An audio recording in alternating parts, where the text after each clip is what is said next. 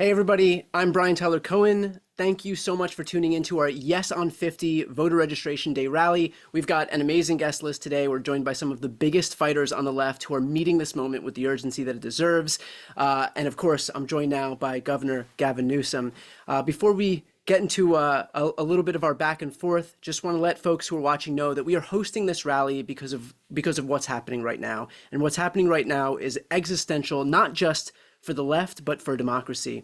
Yeah. We have watched as Trump has issued his clarion call to Texas for 5 seats and how they responded. We've watched as he did the same thing in Missouri and how they responded. We're going to see the same thing in Indiana and then Florida. And I wouldn't be surprised if we see other states do the exact same thing.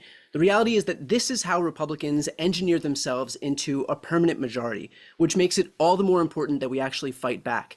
So the whole Republican movement across the country is going to pour money into California because they know that if they can beat this thing in California, then they have nothing to worry about in terms of pushing back against this overt, blatant power grab. So what we'll ask you to do throughout this evening as we try and raise money to counteract the avalanche of funds that are going to come in from across the country on the Republican side is we're going to ask you to go ahead and donate to yeson50live.com. This will help our efforts to make sure that everybody in California knows the stakes of what's going to happen on November 4th, knows the stakes of this referendum coming up, and knows that it is existential, again, not just for Democrats, but for the preservation of democracy itself. So that's going to be an important point that we're going to hit on numerous times throughout this evening. So with that said, I'm now honored to be joined by the governor of California, Gavin Newsom. Thanks so much for taking the time. It's great to be with you, Brian. Thank you. So we are obviously broadcasting right now in the midst of a really difficult week. We have seen gun violence occur with the shooting last week against Charlie Kirk. We have seen the overt assaults against free speech at the hands of Donald Trump and Pam Bondi and all of these other purported free speech warriors. And so in light of what we're seeing right now, I'm sure that there are a lot of folks who are watching this who feel exhausted. And so what would you say to those people who are watching to let them know that this is worth staying on top of, this is worth continuing to fight for? Well, I first say is you're human. If you're not feeling exhausting and anxious and in some ways fearful, then you're not breathing, you're not living. And I think we have to give some people grace. The last 5, 6, 7 years, we've been through a once in a lifetime pandemic, social unrest. We went through all of the challenges coming out of COVID with supply chain issues and runaway inflation and wars of aggression in Ukraine and challenges that we're continuing to work our way out. And so I just want to acknowledge all that stacking of stress that everybody's feeling. And of course, last week, just the ultimate punctuation. Just for what it's worth, Brian, you know this. I started a podcast not too many months ago, and Charlie Kirk was my first guest. He was gracious enough to not only say yes, he flew out to do it in person. And I spent not just the hour plus in a very civil conversation with Charlie. I spent time with him after, and we stayed in touch, including my team stayed in touch pretty consistently. And that's the spirit I want to bring to this conversation, is one of civility, one of grace, one of humanity, common humanity. Obviously, we have deep differences of opinion. Obviously, he was very offended by positions I hold dear, and I, in turn, very offended by things that he said and positions he held. But the fact is, we had that opportunity to engage. And so I would say, in response to your question, it's absolutely essential that we, in the spirit of this moment, hold ourselves to a higher level of civility and accountability. In the spirit of this conversation, accountability to the moment we're in and the consequences of giving in to cynicism and anxiety and fear. And I just say to everyone in closing, in this spirit, you're the antidote to that cynicism, that fear and anxiety. The fact that you've tuned in means you've not tuned out to what's at stake. And I cannot impress upon people watching, it's all at stake. This is a profound and consequential moment in American history. We can lose this republic if we do not assert ourselves and stand tall at this moment and stand guard to this republic and our democracy. I feel that in my bones, particularly in light of what's happened in the last week.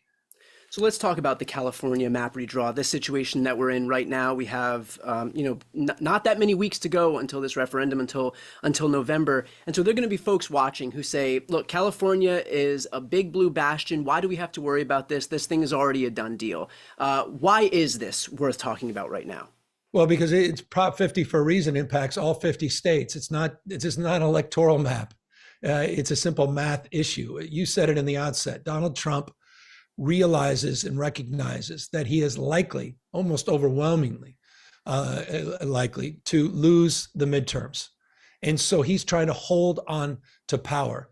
And the only way he can hold on to power is to rig the system, to change the game. He's not playing by a different set of rules. He's playing by no rules whatsoever. And that's why he dialed up Greg Abbott in Texas and suggested that he's, quote unquote, entitled to 5 seats. They did his bidding. And as you suggest, that bidding is being done in real time in Missouri, in Indiana. It will be advanced in states like Florida. And you may have seen today the comments that were made about Utah and Ohio as well. So this is as real as it gets. And the whole idea of redistricting, I assure you, is the tip of the iceberg, because he's also setting up the parameters and the condition where he can suggest that when he loses, and that's up to us if we do our job, when he loses the midterm, he could suggest it was rigged itself. He's quite creating a chill. And let me give you an example of what I mean by that as it relates to voter turnout and intimidation tactics. When we kicked off the campaign for Yes on 50, we did it at the Democracy Center in Southern California. Brian, you were there in Little Tokyo. You know well, and many of you watching know this well. Little Tokyo is the site, sacred site, where we shamefully bust the Japanese as we interned the Japanese. That happened. And at that exact same site, Donald Trump set masked private army. He sent out Border Patrol and ICE to intimidate two U.S. senators, a half dozen or dozen members of Congress, 100 plus community leaders, to try to intimidate us from holding the rally in the first place. And a poor soul that just happened to be out there selling strawberries was disappeared by that same private army. That is a preview of things to come, I assure you, at voting booths and polling places across this country. Just as we said after he federalized the National Guard and he sent the military, not overseas, he sent the military to a United States city in Los Angeles, 700 active duty Marines, is intended to chill free speech and free expression. The stakes could not be more clear, and the stakes could not be more consequential. And finally, let's finish off with this. There are folks who are going to say that this isn't an example of good governance, and so Democrats should kind of practice what they preach and not do the same thing that they have disavowed for so long. And so, in this particular moment, what do you say to those people? Well,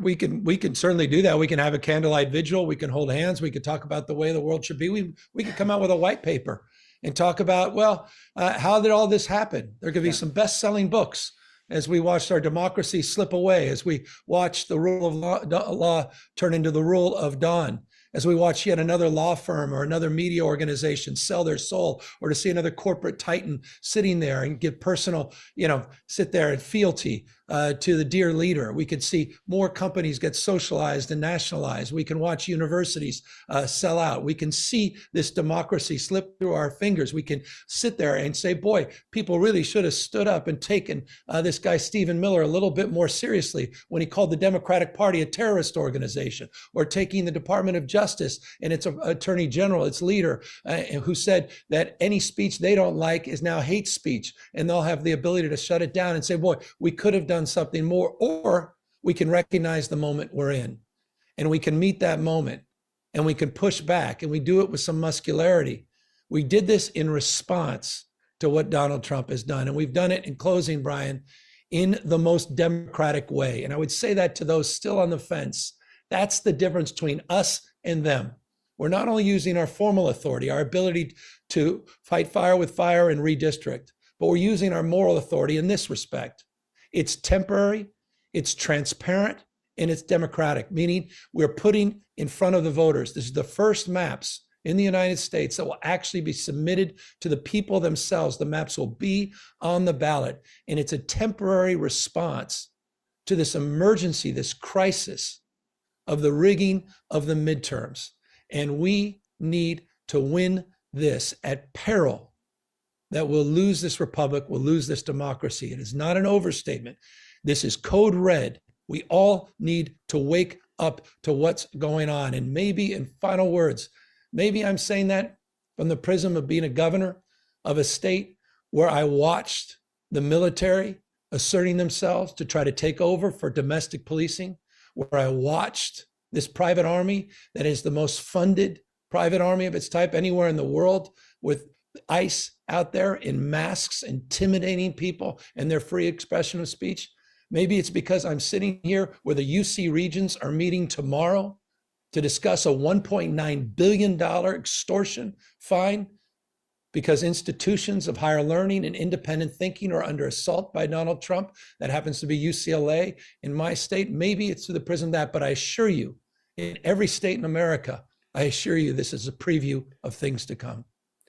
Perfectly put. And to underscore how important that is, the reality is Republicans know all of these things, which is why, again, as I mentioned in the beginning, they're going to pour a ton of money into this effort, because if they can neutralize California, that's all they need, especially with the weapons that they have at their disposal, meaning Texas, Missouri, Indiana, Florida, and on and on. So for those who are watching right now, if you'd like to help us make sure that everybody can become aware of what's happening in California, please donate what you can to yeson50live.com, and we'll be repeating that throughout the evening. With that said, I'd like to take the opportunity now to introduce my friends at Crooked Media, two of the hosts for Pod Save America, John Favreau and Tommy Vitor.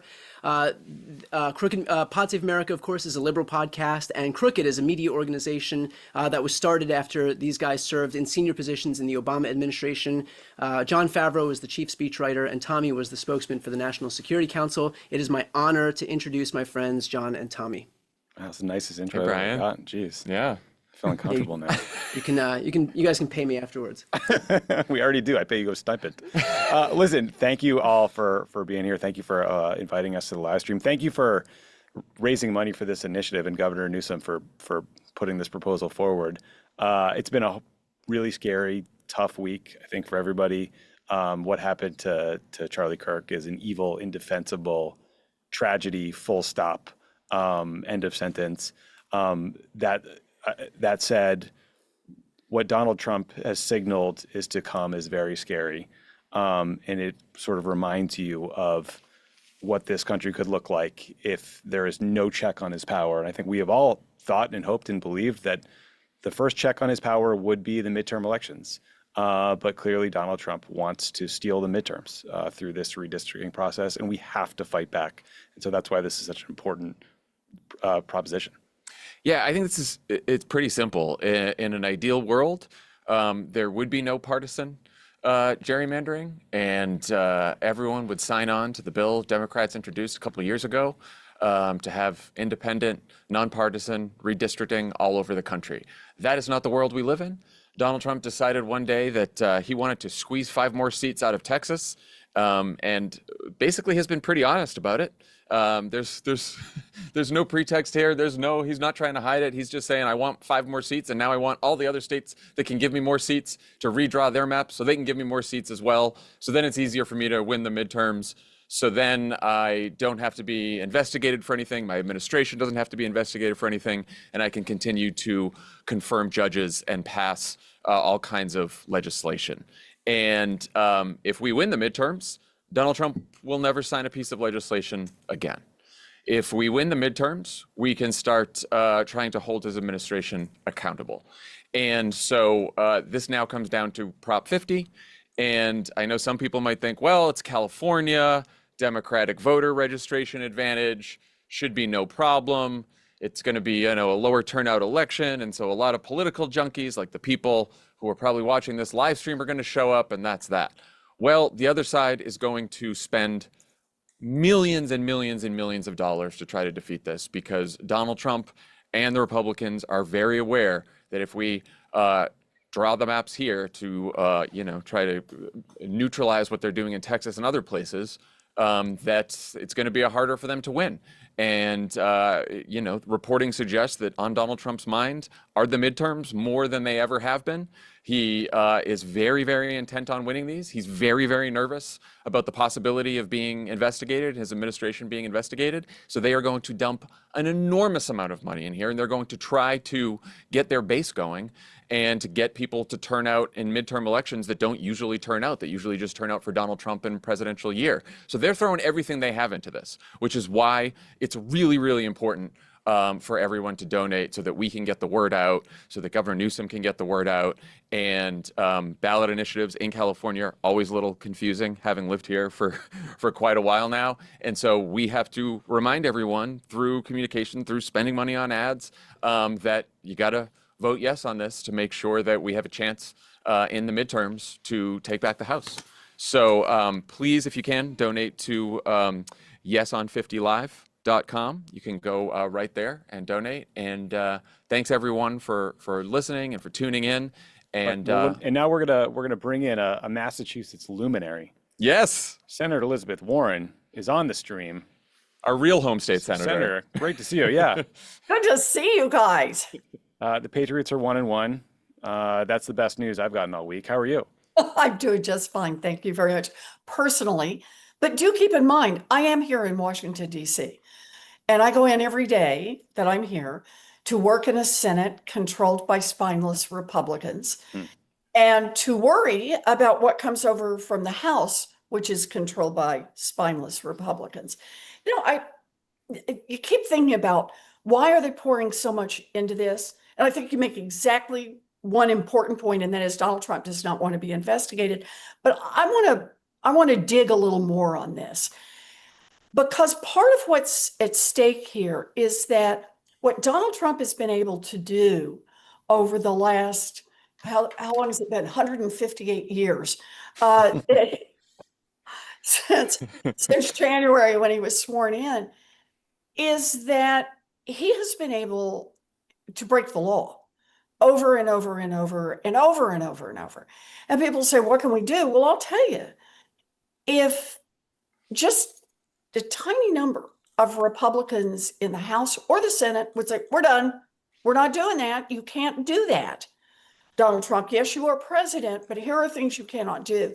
And used our leverage and said, we won't pass anything out of the House and out of the Congress. We won't give you funding. There are all these things we would have power to do. The problem is the Republicans just try to outdo each other in how fast they fall to the floor to kiss Donald Trump's feet.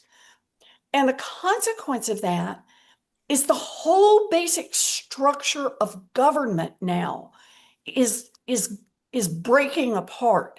So here we have Donald Trump, the would-be king, and Congress, under the Constitution, there was always this unspoken presumption would jealously guard its power. Well, it's not under Republican control. It is acting like a frightened child, just anything Donald Trump wants, just don't let him get angry with us. And so you've got the House and the Senate under Republican control just falling to the ground. The difference, if we had either of the houses under Democratic control, is that stops. And if we have both houses under Democratic control, now we are truly back in the game in terms of making our Constitution work again. And so I just think it's an important part for everybody to understand. It's about the midterms, yes, but please understand how important these midterms are. Any accountability for Donald Trump, any accountability is going to come because of the midterms, whether it's investigations, whether it's we get spending back. You want to support cancer research, so do I. Let me tell you the way to do that. That is vote yes on 50 so that we have a chance to get the House back. And that means we can be in those negotiations and make sure that the money that Congress allocates for cancer spending actually gets spent on trying to cure cancer. And I can just play that example out literally 1,000 times. I mean, Senator, it was incredible today watching Kash Patel, the FBI director's hearing for whatever committee that was. And he is just clearly performing for an audience of one. He is shouting down Democratic senators. He's insulting them. He's speaking over them. He's threatening them essentially. And the Republican chairman was, gaveling quiet the Democratic members. Like, to your point, at one point along the way, it seemed like each body or each institution like jealously guarded its own power above all else. But it seems like Republicans were just thrilled to watch this performance and to watch their colleagues be insulted. Right. Can I be just a little dorky and make the same point again? Please. That is what's happening with the Federal Reserve. So here is the one agency that Democrats and Republicans have said for 100 zillion years, yes, the Fed needs to be independent. Why? Because the Fed sometimes has to make really hard policy decisions. And so everybody wants confidence, whether you got a Democrat or Republican in the White House, that they're doing it as best they can based on the numbers, based on what the economic data are. That's what we hope keeps our economy steady and helps protect Americans across this country. So what happens?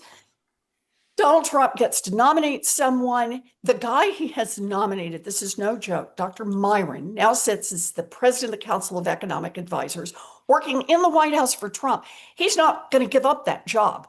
He wants to keep a foot in that boat while he goes over to the so-called independent Fed.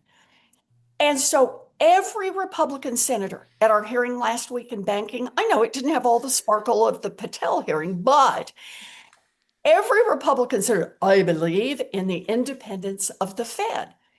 So I asked this guy who's Donald Trump's nominee, I said, you're going to be independent, right? He said, oh, he's going to be independent. He wrote up his notes. I will be independent. I will be Mr. Independent. I said, great. Let's just test out how independent you can be of Donald Trump. Did Donald Trump lose the 2020 election?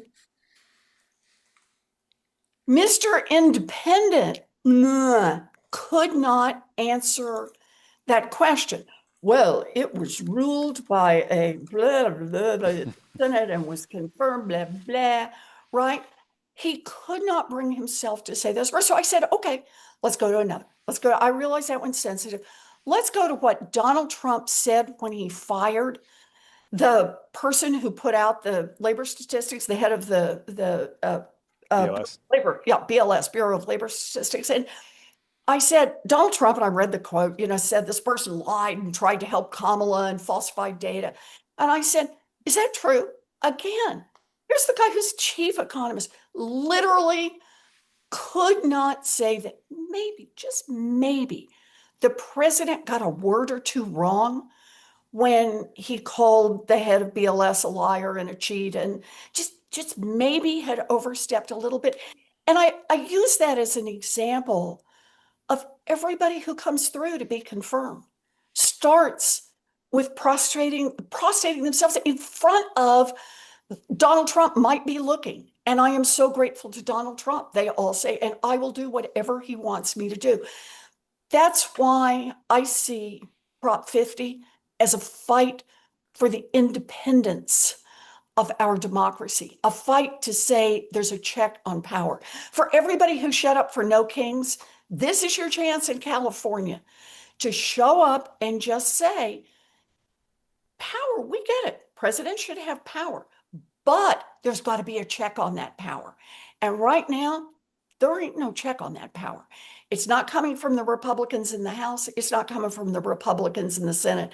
It sure as heck not coming from other people in government. And this is our chance to get a foot back in the door on that. That's right. So donate to, you're on yeson50live.com, presumably, if you're watching this. Mm-hmm. But if you're not, go to yeson50live.com and donate, please. Awesome. We'll leave it there. Thank you all so much for being a part of this. Thank you for showing up when it matters most. We appreciate it.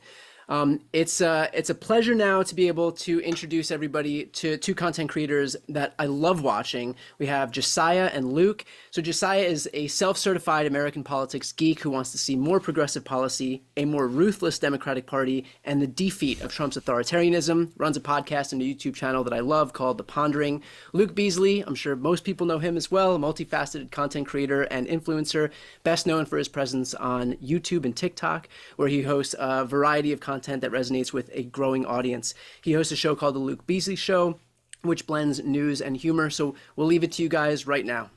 Appreciate it, Brian. Thank you so much. Josiah. Luke, what's My up, man. man? Hey. Look, I don't want to say that this is the highlight of the evening, but part of me wants to say it's going to be the highlight of the evening. Yeah. You know, it's funny, you and I talk online and offline a lot. I think one of the things that you describe your show as is advocating for more ruthless Democrats.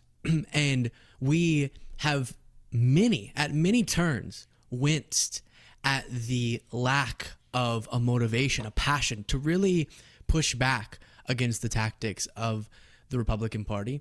And I have to say, this is a refreshing shift from that, where it's all right, you're going to try to rig the game. We're actually going to have a powerful response to that. And we're going to use some of your tactics against you. No, it's incredibly powerful. Like, you know, that's one of the things that made me so hyped about this from the very beginning, because in an age where Democrats just don't have power, and to be fair to the Democratic Party, despite all of our criticisms of it, right now at the federal level, they are locked out of power. They are limited in what they can do. And so that's why I think it's so important to recognize and reward and encourage what Governor Gavin Newsom is doing here in California, because he saw the terrain and he's like, okay, I'm not limited to, you know, sternly worded letters, right, and some TikTok videos. I can actually take decisive action. That's what he did. And, you know, together with California Democrats, he got a supermajority to pass this Proposition 50, so it goes to a ballot initiative on November 4th. And, folks, that's really the key part here.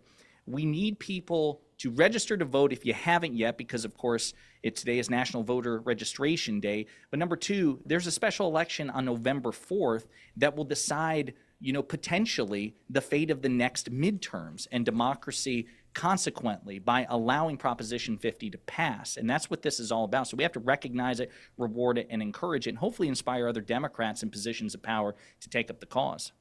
Yeah, absolutely. You know, one of the points that Senator Warren said when she was previously on, that it's so correct, and it drives me crazy how since Trump got into office, there is this, yes, spineless, but just kind of incoherent argument we hear every time Republicans in the Senate or the House are challenged on something. And a reporter asks, hey, are you going to use your power to rein in Trump on tariffs, on immigration? Are you going to do XYZ on the Epstein files? Will you push back against Medicaid cuts? Here's 11 things in Trump's horrendous bill that was now signed into law that would be destructive for Americans. You have power. It can't pass without you. What say you? And the response from almost all of them, with very rare exceptions, is Trump, he's a something mandate, something American people elected him. Never ever even trying to acknowledge that they were also elected, and for a very specific purpose, which is they have power as well. And to see an institution, we see this with the Supreme Court too, willingly giving up its own power to the executive branch in some of its rulings. And Congress now, you would think at least ideological self-servingness would motivate them to do something. But instead, it's that same talking point of Trump was elected and he has a mandate. And I think it was correctly framed by Elizabeth Warren that this is more than just a California issue. And it's more than just, hey, let's do well in the midterms, Democrats. It's actually about bringing to a screeching halt what has been an unrestrained presidency thus far. Yeah, and speaking of Congress, I mean, you mentioned a senator. We got a really good representative to also bring in. We've got Representative Jimmy Gomez of California's 34th District. What's going on, Congressman? Oh, you're muted, sir. There we go. There we go. Yeah. You'd think after all these years, I'll know how to do that. Listen, the fact that you got it like resolved in 3 seconds and not 50 seconds actually gives you a leg up on me, so I'm not going to judge. It's like, wait, come here, staff. No, they're not here. I'm kidding. So how are you? I mean, with all this going on, what do you feel about Proposition 50? How do you feel about all this? You know what? I want to kind of like paint a picture of what's at stake, because a lot of people think that this is just another normal election. Everything's at fucking stake this election. It is, if we do not win back the House, then you're looking at a permanent MAGA version of America, not for 2 years, but at least for the next 10 years, because it is because they're going to solidify all the cuts that they did and build back better. They're the cuts to Medicaid, the cuts to SNAP, the big tax giveaways to the largest corporations and the richest people in this country. Everything becomes solidified. And if there's no check from Congress and there's not been one from the courts, then using the National Guard in states like in cities like my own city is only going to spread. I've warned about that in the early days of the National Guard and the Marines going into Los Angeles.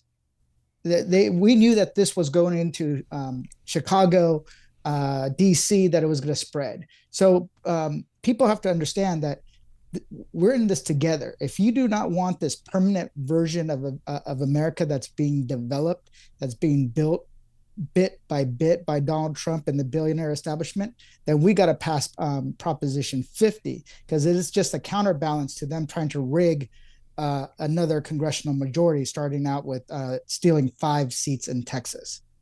Yeah, no, I mean, I love the way you phrase it here, because, Luke and I are talking about, long-term democratic institutions, but the fact of the matter is it's not just so abstract. I mean, this is a democratic majority would be able to prevent meaningful harm to the American people now. In the short term, as you said, like all of the Medicaid cuts that the Trump administration is aggressively pursuing, they're trying to gut the Affordable Care Act. And again, all of this to pay for exorbitant tax breaks for the people who need it the least, and to say nothing of, you said, the consolidation of power. If there's any oversight capacity to be done, if we're actually looking into Trump's corruption, for example, the $5 billion he's made off crypto, the $3.5 billion he's purported to have made in other aspects off monetizing the presidency, that oversight, as he's like looting the treasury of the United States effectively for all intents and purposes, that's going to come from a Democratic majority. And the only way that's going to happen, given all the gerrymandering and the election rigging he's doing, is if we pass Proposition 50. Absolutely. And we got to pass Proposition 50 to counterbalance that, win these seats. But every single day, Democrats need to continuously earn the support of the public. That means showing up and fighting. People don't fucking support a boxer who said no mas in the ring. They want to see you throw down even if you're losing every round. They want to see you stalling the Republican agenda as much as possible. People think that we didn't do anything in the House, but guess what? The fact that we were kicking the shit out of the big billionaire bill, or Trump's one big beautiful bill, over and over and over, that's why it's such has low poll numbers, because we pointed out the flaws and how it was a big giveaway and how it's just corruption in legislative text format. And then we also said, you know what? We got to talk to the people that feel like they're getting screwed over by the system, the people we lost the last election, what Gavin Newsom is doing, what a lot of members of Congress are doing by going into these red areas, because those are the people we have to win over. But if we allow them to gerrymander, rig the election, and we don't respond, well, shame on us. And here's the thing, it is going to be solidified. The MAGA version of America will be solidified. So this is a fight for our democracy, to hold this corrupt family, this mob family accountable, and make sure that we have something to push back with. And don't get me wrong, we win, it's not going to be all unicorns, rainbows, and sunshine. We're going to have a caged animal on our hands, and that caged animal is going to get more aggressive, not less. So but at the same time, I'd rather have that situation where we have an opportunity to win the fight versus one where we're basically where you have Republicans in Congress capitulating the authority of the legislative branch. Yeah, I want to Yeah. give the final word to Luke. I just want to say for donations, please go to yeson50live.com to back up Proposition 50. Luke, what do you say, man? Yeah, I was just going to say, great points there. I do think, and I have one question if we have time for the congressman while we have him. I'm not able to see the chat, so y'all can just jump on when it's time to wrap. But I think it's crucial, the message of what it is, investigations in reining in the power of Trump, priorities that are framed as against Trump's actions. And it's pretty dang clear, as you talked about with the lack of popularity of Trump's monstrosity of a bill, that his agenda, that and other aspects of it, has been successfully messaged to be bad for most Americans. The thing that I do hear a lot still, though, when I'm just chatting with people who aren't super political, but kind of a little bit have their ear to the ground, is a feeling that I get the Democrats really want to stop what Trump's doing. But what is the clear, concise message as if they had all the power in the world, what they would be accomplishing? Could you speak to that, Congressman? Yeah, absolutely. We would be tackling the number one issue for all Americans, which is affordability, right? All Trump said he was going to lower costs on day one. He didn't do that. And because of that, what you have is a collapsing of belief that if you work hard, you can get ahead and your family can do better. So we would talk about an affordability agenda, an agenda for the American family that can allow them to buy a house, to get ahead, to save money for college or start a small business. What we're doing is actually doing the work. Last week, I just held 2 weeks ago, I held a national summit on the housing affordability crisis. It's one of the number one issues people talk about. And it's the first time there's ever been a national summit. So what we're going to do is going to go after these issues step by step: childcare, housing, tackle corruption in the Trump administration, and then allow people to have a belief that they can get ahead. Because right now, the people we keep losing are the ones that feel that they can't work hard enough and live their version of the American dream, whatever that is. So we have an agenda, and I believe it's going to be an agenda that restores people's faith, not only in the Democratic Party, but also in the idea of America itself. Awesome. Thank you all. We appreciate Congressman Luke, Josiah. Thank you guys all for being here. I want to jump right on to the next one. But first, a quick note that we are at 98% of our first goal. So we're almost at $100,000. Yeson50live.com. If you've not yet donated, please help support this effort. This is the whole ball game here. Okay. I'm going to introduce now two folks. We have Katie Fang and Congressman Robert Garcia. Katie Fang hosts the Katie Fang YouTube channel powered by the Midas Touch Network. She is an attorney, a legal analyst, a former MSNBC anchor. She delivers sharp analysis, in-depth interviews, and must-see commentary on the legal and political stories that are shaping our democracy. She's also a welcome new entrant into the independent media space. So glad to have you, Katie. And of course, Congressman Robert Garcia represents California's 42nd Congressional District, is now the ranking member of the powerful Oversight Committee, and represents one of the first instances of true generational change that we're seeing in this Congress. So I'll throw to you both here right now. Thanks, Brian. So good to see you. Congressman Garcia, Papo, it's good to see you. Look, let's just start straight out of the gate and remind people that this whole thing got started with that bullshit letter from the Department of Justice sent to Texas, alleging some pretextual thing that there was some illegal gerrymandering that was going on in Texas in 4 congressional districts, even though that map that was allegedly so bad was one that the Republicans did.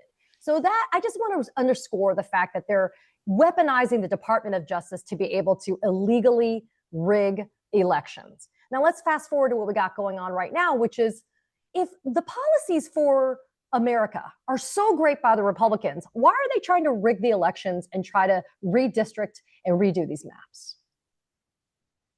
Hey everyone, Katie, you're absolutely right. I mean, first, let's be really clear that we've never in the history of this country have seen a Department of Justice be weaponized in this way. And it's not just on redistricting. We're seeing it after going after political enemies. We're seeing it trying to quell dissent.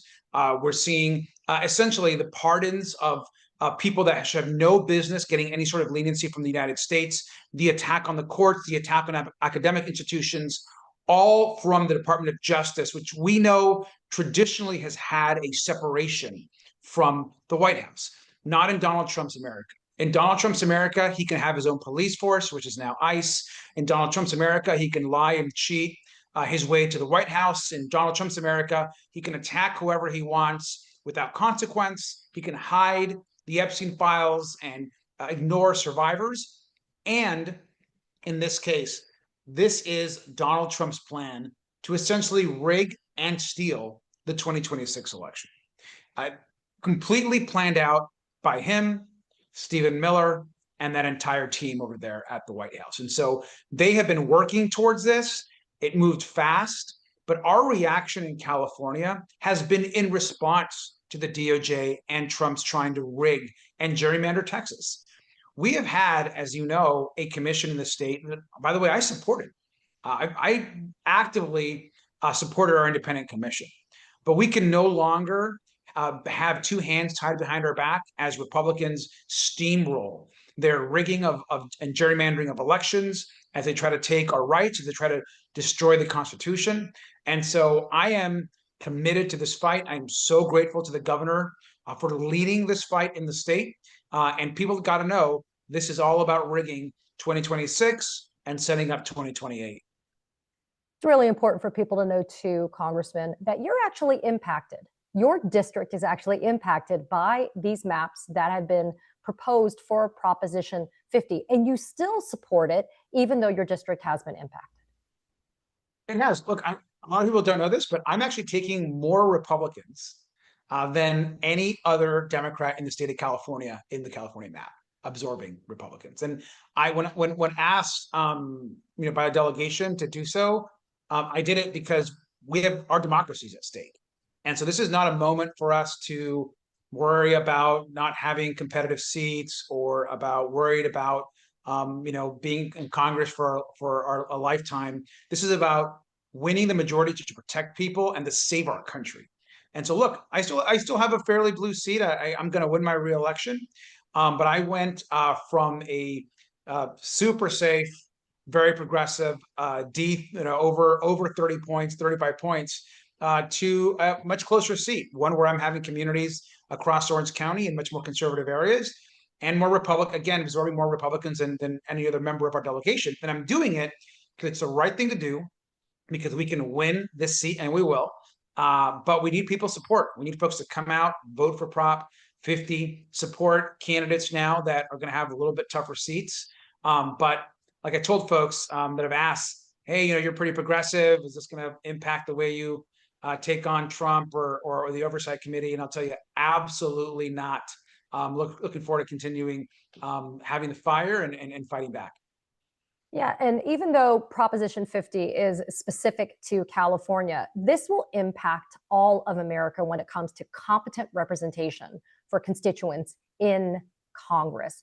I want to focus on the work that you're doing in House oversight. And the reason why is obviously part of the biggest part of discourse these days has to do with the Epstein files. If it wasn't for people like you, Congresswoman Summer Lee, and others, there wouldn't be this push for transparency. Talk about why making sure that Democrats have the right type of representation in DC is a sure pathway to make sure that we actually get the transparency that Americans deserve. This is why I think generational change in our party is really important. And this is why electing and bringing forward new leaders is critical. Katie, as you know, when I was running for oversight, the leader of the Democrats on oversight, and I'm in my second term in Congress, so I'm still a fairly new person in Congress standards. And we won our election. I'm the first sophomore to win an election to lead a committee in over 100 years in our party. And I'm proud of that, because that tells me that our caucus and the party is changing, that they understand that we've got to bring in new voices. We got to expand the tent. We got to let more people in. We can't be this party of subtraction. Like, why aren't we the party of adding more folks, of coalition building?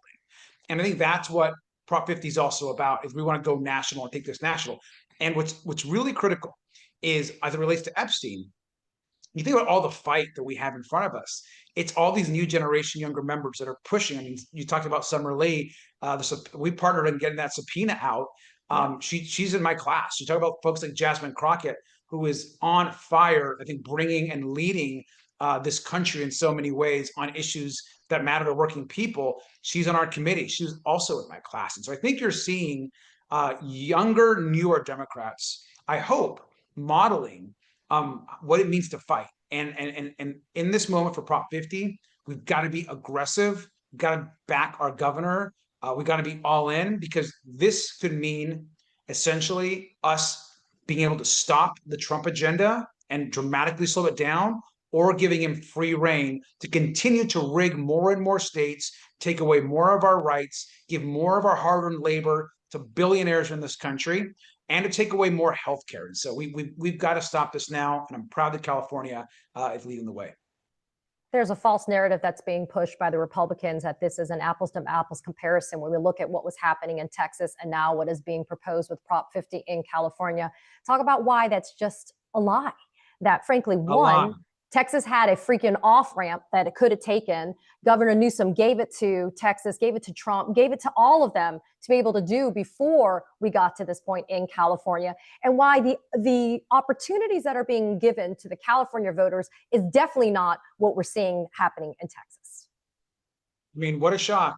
Republicans are lying about something. I know we're all stunned right now, but look, I think what's happening here in this case is that the difference between what Texas did, which we only are doing in reaction to them, is that they're gerrymandering through their legislature, not the will of the people. Their kind of public process was a complete sham. So many other Texans know this. And for us, look, we support a commission, but what we're going to do is we're going to take it to the voters. We're going to put the map on the ballot. So our map is actually going to be voted by the people, unlike what's happening in Texas. And so when we get Prop 50 across the finish line and we win, it'll be because the voters of California have decided they're not going to allow essentially what's happening in Texas with their governor to somehow dominate the next 2026 election. So I'm proud of what we're doing here in the state. And let me just add, because one of my roommates is an amazing Texan himself and a great congressman. Let me just add that I do appreciate all the Texans that have really fought this every step of the way back home in Texas. And we're here as partners. We want to support what they're doing as well. They need our support also.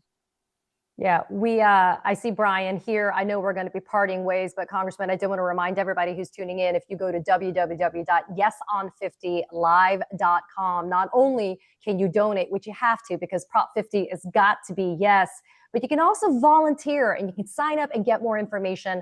I always say knowledge is power, and the more that we can share, we're definitely going to be in better space. I want to say thank you to Congressman Robert Garcia, representing the 42nd Congressional District from the great state of California. Brian, I see you, my friend.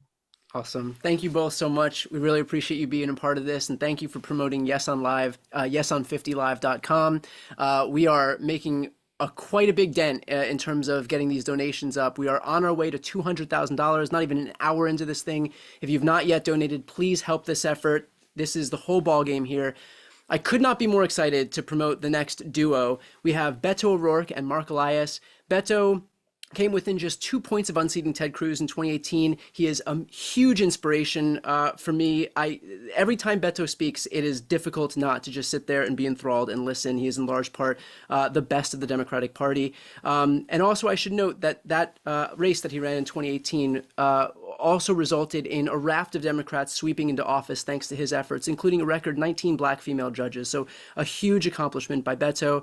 Mark Elias founded Democracy Docket, which is a website focused on voting rights and election litigation in the U.S.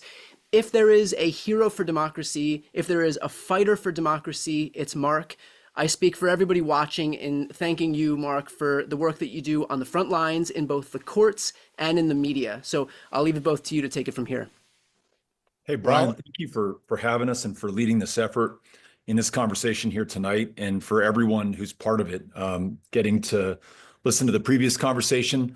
I'm pretty fired up, and I love the dots that the congressman was connecting between what has happened in my home state of Texas and what you all are doing right now in California. We're fighting fire with fire. We didn't ask for this fight, but the fight has come to us, and we're standing up and we're stepping up and we're fighting. And how important that we do this at a time that so many have chosen to bend the knee and to submit to Donald Trump. I mean, all the conventional centers of power, the Ivy League universities, the big law firms, with some exceptions, the media companies, Paramount and CBS, the tech titans, the billionaire masters of algorithm, all submitting, all who have the power actually to resist and to fight and potentially to overcome this slide into authoritarianism.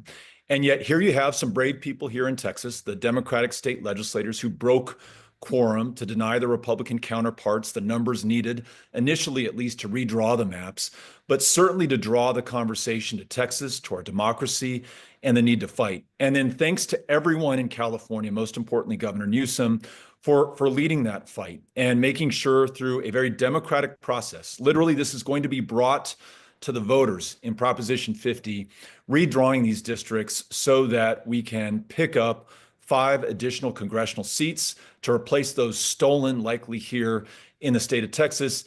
And lastly, and most importantly, to win political power, a majority in the House of Representatives.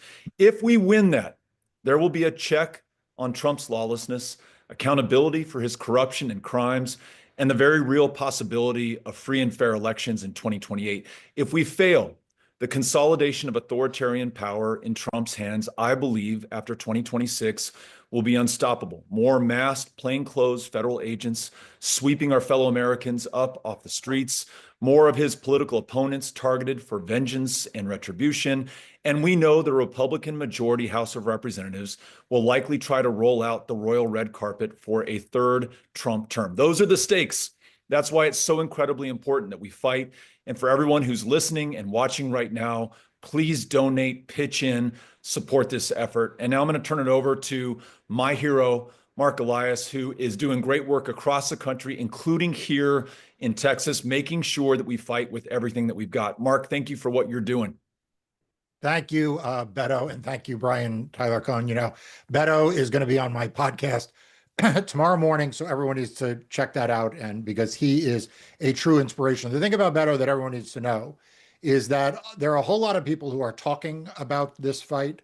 Beto put himself between the Attorney General of Texas, Ken Paxton, who is an absolute raving lunatic, and the legislators. When Ken Paxton was threatening everybody, you better not show support. You better not say anything positive about these state legislators. By the way, sounds an awful lot like a president we have right now and a White House right now.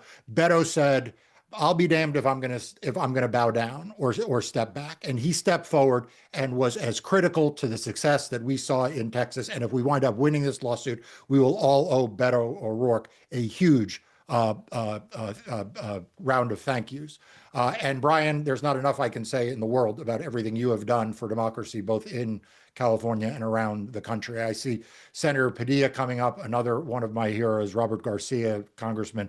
Great job. But here's the thing I need to tell everybody. Donald Trump is trying to rig the 2026 election because he is afraid that he is going to lose control of Congress. And there is no easier way. There is no more direct line from point A to point B in his effort than to set off a series of dominoes to redraw in the middle of the district, middle of the census decade, the maps to do that. He started in Texas and grabbed 5 seats. He has already moved to Missouri and grabbed 1 seat. He is going to move to Indiana. He's going to move to Florida, Ohio. The list goes on and on. And what we are watching in California is a Democratic Party, is an effort, a grassroots movement to not let this happen on our watch. You know, we can all agree that in a perfect world, we will have nonpartisan redistricting commissions. We can all agree that in a perfect world that we will not have mid-cycle redistricting. But the folks behind this in California, starting with the governor on down, they said, we are not going to sacrifice our democracy for a nonpartisan map. We are not going to let the U.S. Constitution and the state law become a suicide pact for democracy. This is an all hands on deck. If this ballot initiative passes, then we have a chance. We have a chance to show Republicans that they will not get away with these kinds of tactics, and to enact a price on the Republicans in Congress The people who have Mike Johnson's here, the people who have Donald can get an appointment with the White House to convince them that they need to lobby against these efforts in the future. If this fails, then it is just going to provide more incentive for Republicans to fight harder. So the thing I need everybody to do right now is go to yes50live.com. Okay, I'll take a second. I got all the time in the world. Yes on 50live.com. And I need you to go and I need to give what you can give. If it's $1, give $1. If it's $10, give $10. If it's $1,000, by God, give them $1,000 and then give them a tip on top of it. All right. We all need to do the thing we can do. And right now, the easiest thing for you to do is to go to that website and to donate so that the hard work that all of these people are doing in California and people like Beto O'Rourke, who is literally putting himself on the line, like not just appearing on your live streams, but putting himself in jeopardy, that they will have a chance along with the rest of us to fight for democracy. So Beto, I just want to thank you on behalf of everybody who is watching this and everyone who will watch it in the future. History will record you as one of the great heroes. When democracy was at stake, you stood up. And so I want to thank you. I want to thank Brian and everybody else. Super kind of you to say that, and listen, right back at you. Brian and I had this conversation a couple of months ago, and it's one of the reasons I also love Brian Tyler Cohen so much. He's one of the few people out there, at least at the beginning of this, who understood the urgency of the moment. I think for far too long, present company excluded, Democrats cared far more about being right than they cared about being in power. While at the same time, Trump only cared about being in power. He didn't care what was right, what was legal, what was moral, what was ethical. It was all about power. And thanks to Brian Tyler Cohen, who's really been waking people up across this country. Thanks to you, Mark, for what you've been doing in courtrooms across the United States of America. I think our fellow citizens are waking up. And it's not just Democrats, by the way. As you know, it is independents, it is Republicans, it's people who believe in our democracy, in self-government, and a government of, by, and for the people, that 249 years into this experiment, we are on the verge of losing unless we stand up and fight with everything that we've got right now. There are about 14 months left to us. And again, if we fail in this proposition, then we lose the republic. If we win, we're in for another round or two for as long as we can keep fighting to win this thing back. And for everyone out there who is so sick and tired of Democrats not fighting with everything that they've got. As Mark just said, you finally have a governor here in California. You finally have a movement in California. You finally have a movement that's waking up the rest of this country that is fighting with everything that they've got. And it is so goddamn exciting because we have waited so long to see this happen within our party. Do not allow this moment to pass without a fight. And if you're wondering what your part in that fight is right now, it is donating, as Mark said, everything that you can right now. I will be joining you. Amy and I are going to be making a donation tonight. I bet Mark has already made a donation. Absolutely. I'm on the website. Yeah. So let's get it done. I mean, do not allow this moment to pass without a fight. That's why we're here. Yeah. And let me just say in 20 seconds here, Brian, I want to also echo what Beto said. Brian Tyler Cohen doesn't have to be doing this. Brian doesn't have to do a lot of stuff that he does to stand up and fight for democracy. And for all of the shit that gets thrown here and there, we owe him a big debt of gratitude. There would not be a Mark Elias on YouTube without Brian Tyler Cohen. Okay. Like the Democracy Watch series that he approached me on has been vitally important in spreading the word. And he has done enormously important work. So thank you, Brian. Well, I appreciate that. Thank you both so much. And, it's an honor to be talking to both of you. These are the biggest and best fighters that we have on the left here. So couldn't be more grateful for your voices here. One more reminder for everybody watching. It is so important right now, just to give a lay of the land, it is so important right now to donate if you can. There will be an unlimited amount of money coming into the state of California from every corner of the United States. Every Republican is going to make sure that they can neutralize what happens in California, because if they can take California's redraw off the map, so to speak, then they don't have to worry about anything. They've got this thing in the bag. California is how we neutralize what's happening in Texas and Missouri and Indiana. And we know that these things are happening on the right because we've seen it happen. Donald Trump says jump, these governors say how high. We've seen it happen in Texas. We already saw it happen in Missouri. It's going to happen in Ohio and Indiana and Florida as well. So this is our way to fight back. Again, an unlimited sum of money is going to come into the state from every corner of the country to bolster the Republicans' position. We rely on small dollar donors. We rely on everybody watching right now to be able to get the word out to all of those Californians who aren't watching this live stream right now. So a small step that everybody can take is to go to yeson50live.com and donate what you can. Okay. It is my honor now to be able to introduce two more folks. We have Ben Meiselas, who co-founded the Midas Touch Network, which is the top viewed political YouTube channel and the most listened to podcast each month of this year. Huge congratulations to Ben and your brothers for what you've built in Midas Touch. I could not be more proud to see that the left is fighting back, and you guys are a huge, huge, huge part of that. So thank you for the work you're doing.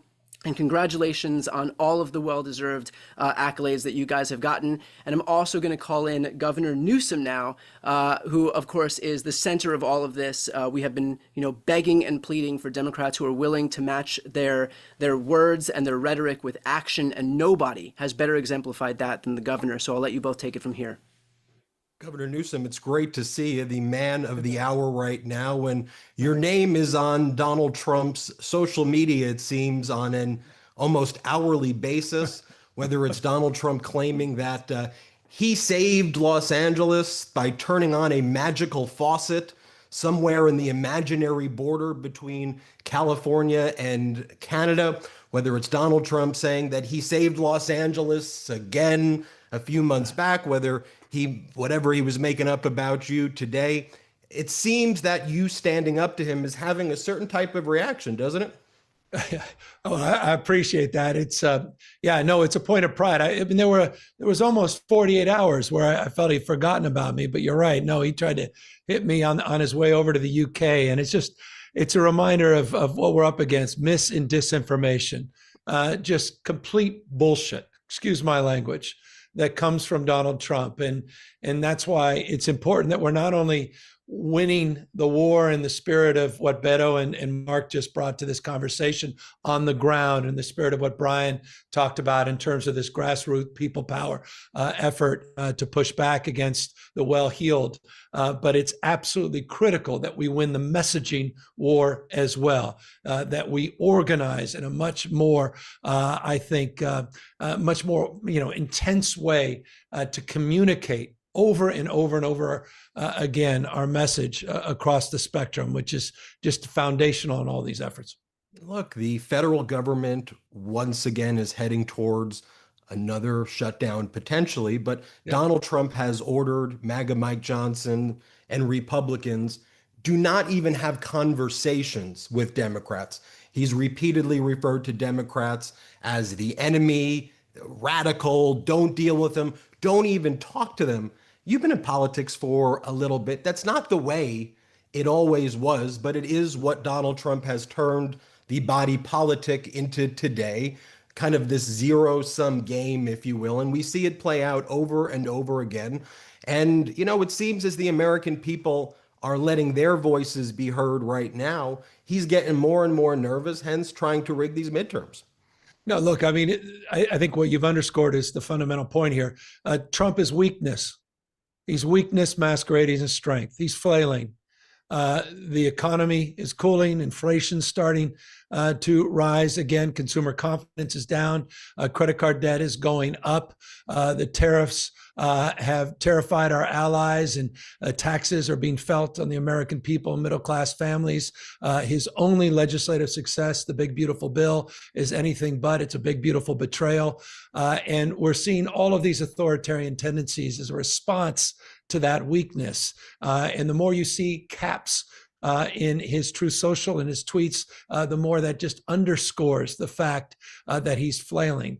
That's why he's trying to rig this election. That's why we're having this conversation. That's what Prop 50 is all about. It's pushing back in a meaningful and substantive way. But one cannot underestimate the lengths to which he will go to not just rig the midterms, but the impacts if he's successful well beyond that. And I really appreciated Beto and Elizabeth Warren, Senator Warren, others really highlighting that, Congressman Garcia, that this is not just about 2025, the impacts on 2026 and 2028 and beyond, the consequences of this initiative to set the tone and tenor into 2026 to de facto end the Trump presidency, next year's midterms. Whereas Tommy said in the outset, Donald Trump will no longer be able to sign any bill because we'll finally have a check on his power. You know, living in California is something that I have a great deal of pride about. We are the fourth largest economy in the world. If California was a country, we are a giver state. We give $80 billion plus more to the federal government than we take. By contrast, Texas takes about $75 billion more than it gives. You go through every stat in entrepreneurship, companies. California is leading the way. Is that, I mean, but it's constantly under attack by Trump and lots of people in red states who, let's face it, I know how Donald Trump likes to falsely say that the United States subsidizes Canada, which is not accurate and completely false. But let's face it, a lot of these red states are failing. And but for California kind of subsidizing the country, yet they then come and attack us here in California. I don't like that, Gov. I'm with you, man. It's the California derangement syndrome. And with respect to our friend Beto O'Rourke, you're exactly right. $71.1 billion taker state. California, $83.1 billion donor state, meaning we provide $83+ billion more in revenue to the federal government than we receive back. And that is the case, vast majority of blue states. But we also have to state the facts. I live in California, you live here, size of 21 state populations combined, the fourth largest economy from a GDP in the world, more scientists, engineers, more researchers, more Nobel laureates than any state in the nation. A system of education that's a conveyor belt for talent, the UC, CSUs, our community college system, pushing out the boundaries of discovery, more venture capital, and we dominate in the next big global economy, 32 of the top 50 AI companies all here in the state of California. So our state of mind is about not just imagination, but it's innovation. It's dreaming and doing. And it's not lost on me, and it shouldn't be lost on anybody, that part of our secret sauce is the fact that we are able to get the best and the brightest from around the globe. First round draft choices. We're a majority minority state. That our best doesn't tolerate that diversity. We celebrate that diversity. All of that's on the line in terms of the assaults of Trump and Trumpism and going after DEI, ESG, CRT, anything with three letters, this guy seems to be assaulting. And so what Proposition 50 represents is an opportunity to check his power. It's about checks and balances. It's about the rule of law. It's about co-equal branches of government. And that's why I'm so grateful to you and so many others that are tuning in so that we can tune up an understanding of what's at stake with this initiative. Let's talk about this event today before we go. National Voter Registration Day, so it has an added layer of significance. The website is yeson50live.com. Everybody go there. I'm going to make a donation after this at yeson50live.com. But you bringing together all of these people here in new media, bringing members of Congress and senators and leaders together, rallying together to support our democracy and to support this existential threat. How big of a deal is this event today, Governor? I think it's huge because you guys have done one thing that I think we all need. I imagine you might need, and that's some optimism, some hope.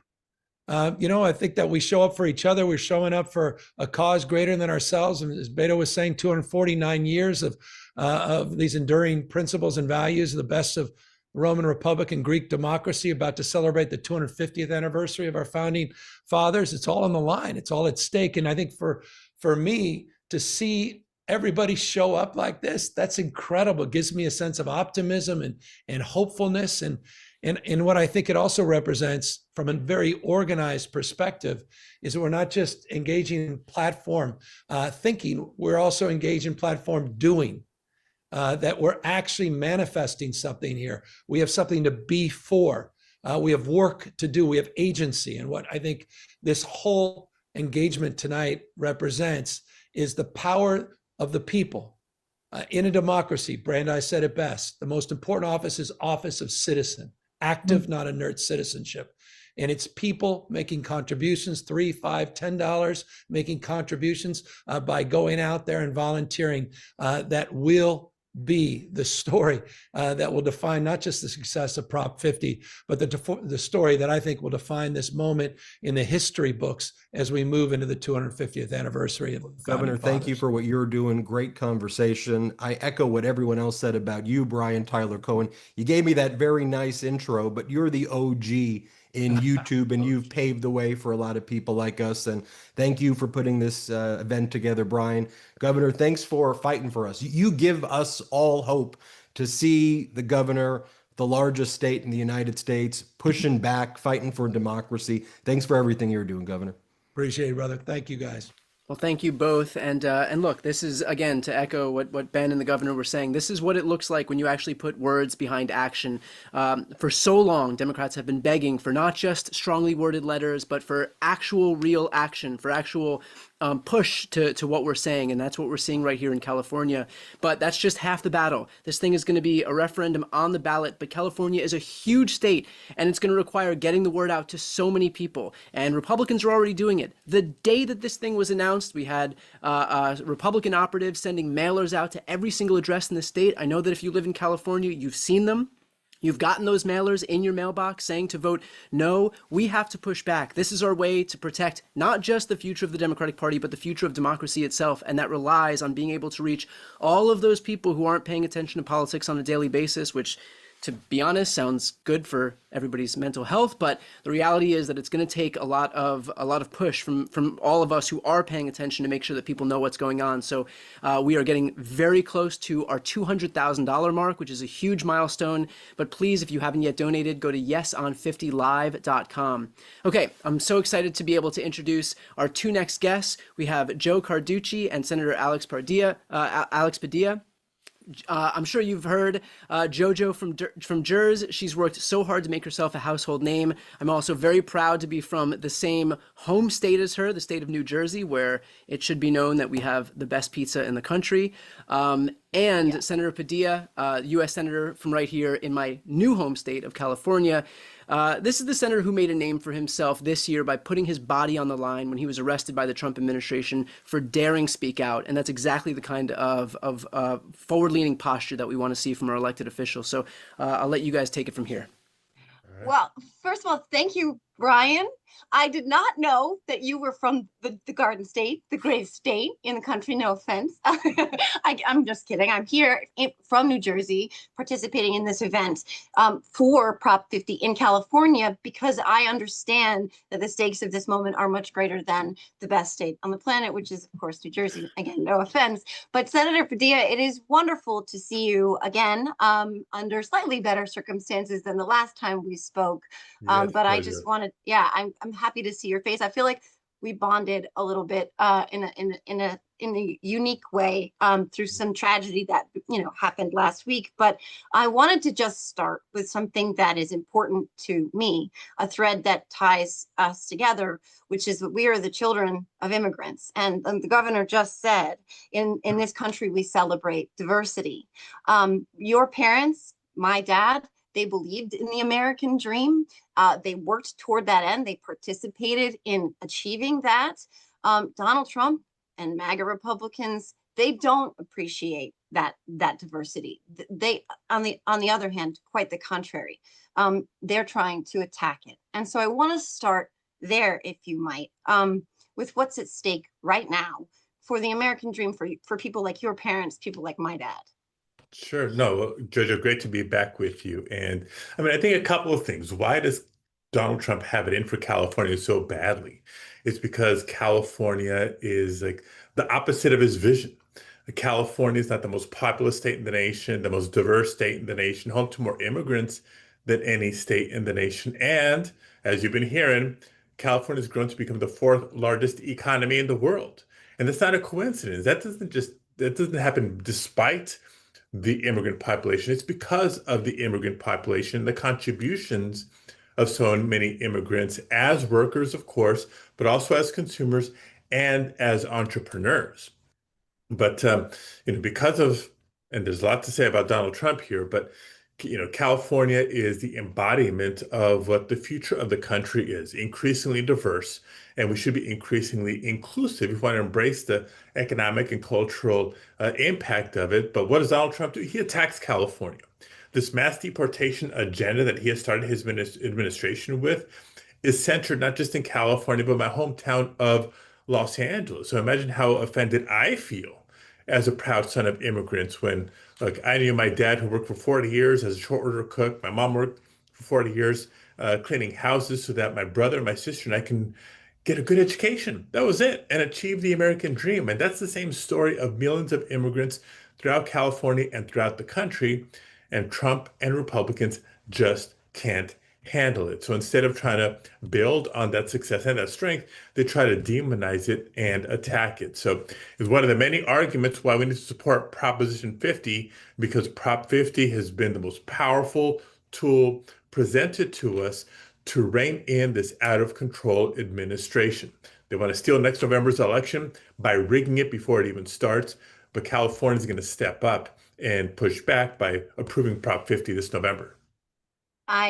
I appreciate the fight coming from California very, very much. This is obviously the moment to be meeting, and the governor and all of your leadership are meeting this moment extraordinarily. And so I want to speak to your point about what Republicans are doing and ask you, why are they trying to cheat ahead of the midterms in 2026? I mean, what do they know? Look, my point of view, both as a Californian and as a member of the Senate here, to me, it's pretty obvious. Under normal circumstances, a party in power would be proud of their legislative accomplishments, and they'd run on their record in the midterms to try to stay in power. But that's not what's happening here. They know how not just unpopular, but damaging their record has been. Right? This destruction of confidence in the judiciary, the federal government as we know it, their cuts to healthcare, their cuts to nutrition assistance programs, their tax breaks for billionaires, on and on and on. The only hope they have to hold on to power next year is to rig the election before it even starts. So before I even get to redistricting, whether it's legislation they've introduced or executive orders to make it harder for eligible Americans to register to vote, to stay registered to vote, or to actually cast your ballot, that's just part of it.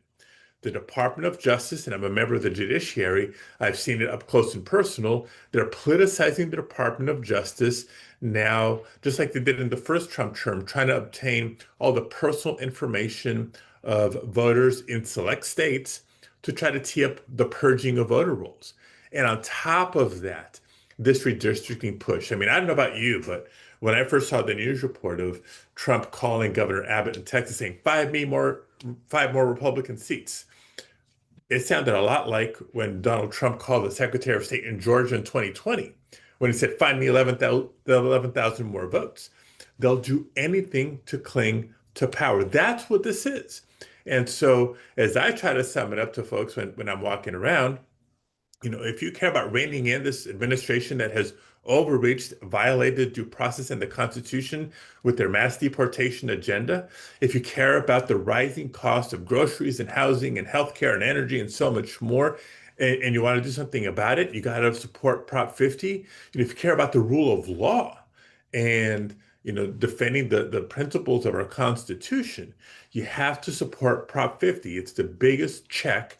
It's the strongest guardrails against this out of control administration. Yeah, I mean, you mentioned redistricting, and obviously this is what Prop 50 is about. But Republicans will say, "Oh, this is the Democrats cheating, et cetera," right?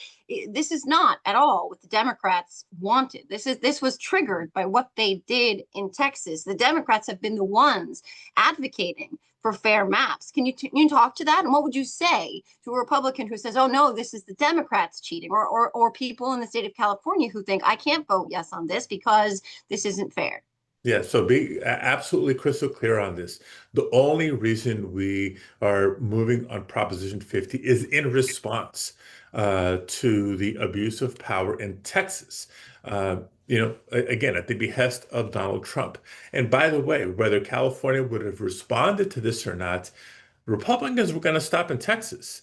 They saw 5 potential seats to pick up in Texas, but as we've seen in recent days and weeks, they're also looking to redistrict and are redistricting in Missouri and in Indiana and in Ohio. They're going to stop nowhere in their desperate efforts to cling to power. What California did is start at the very beginning.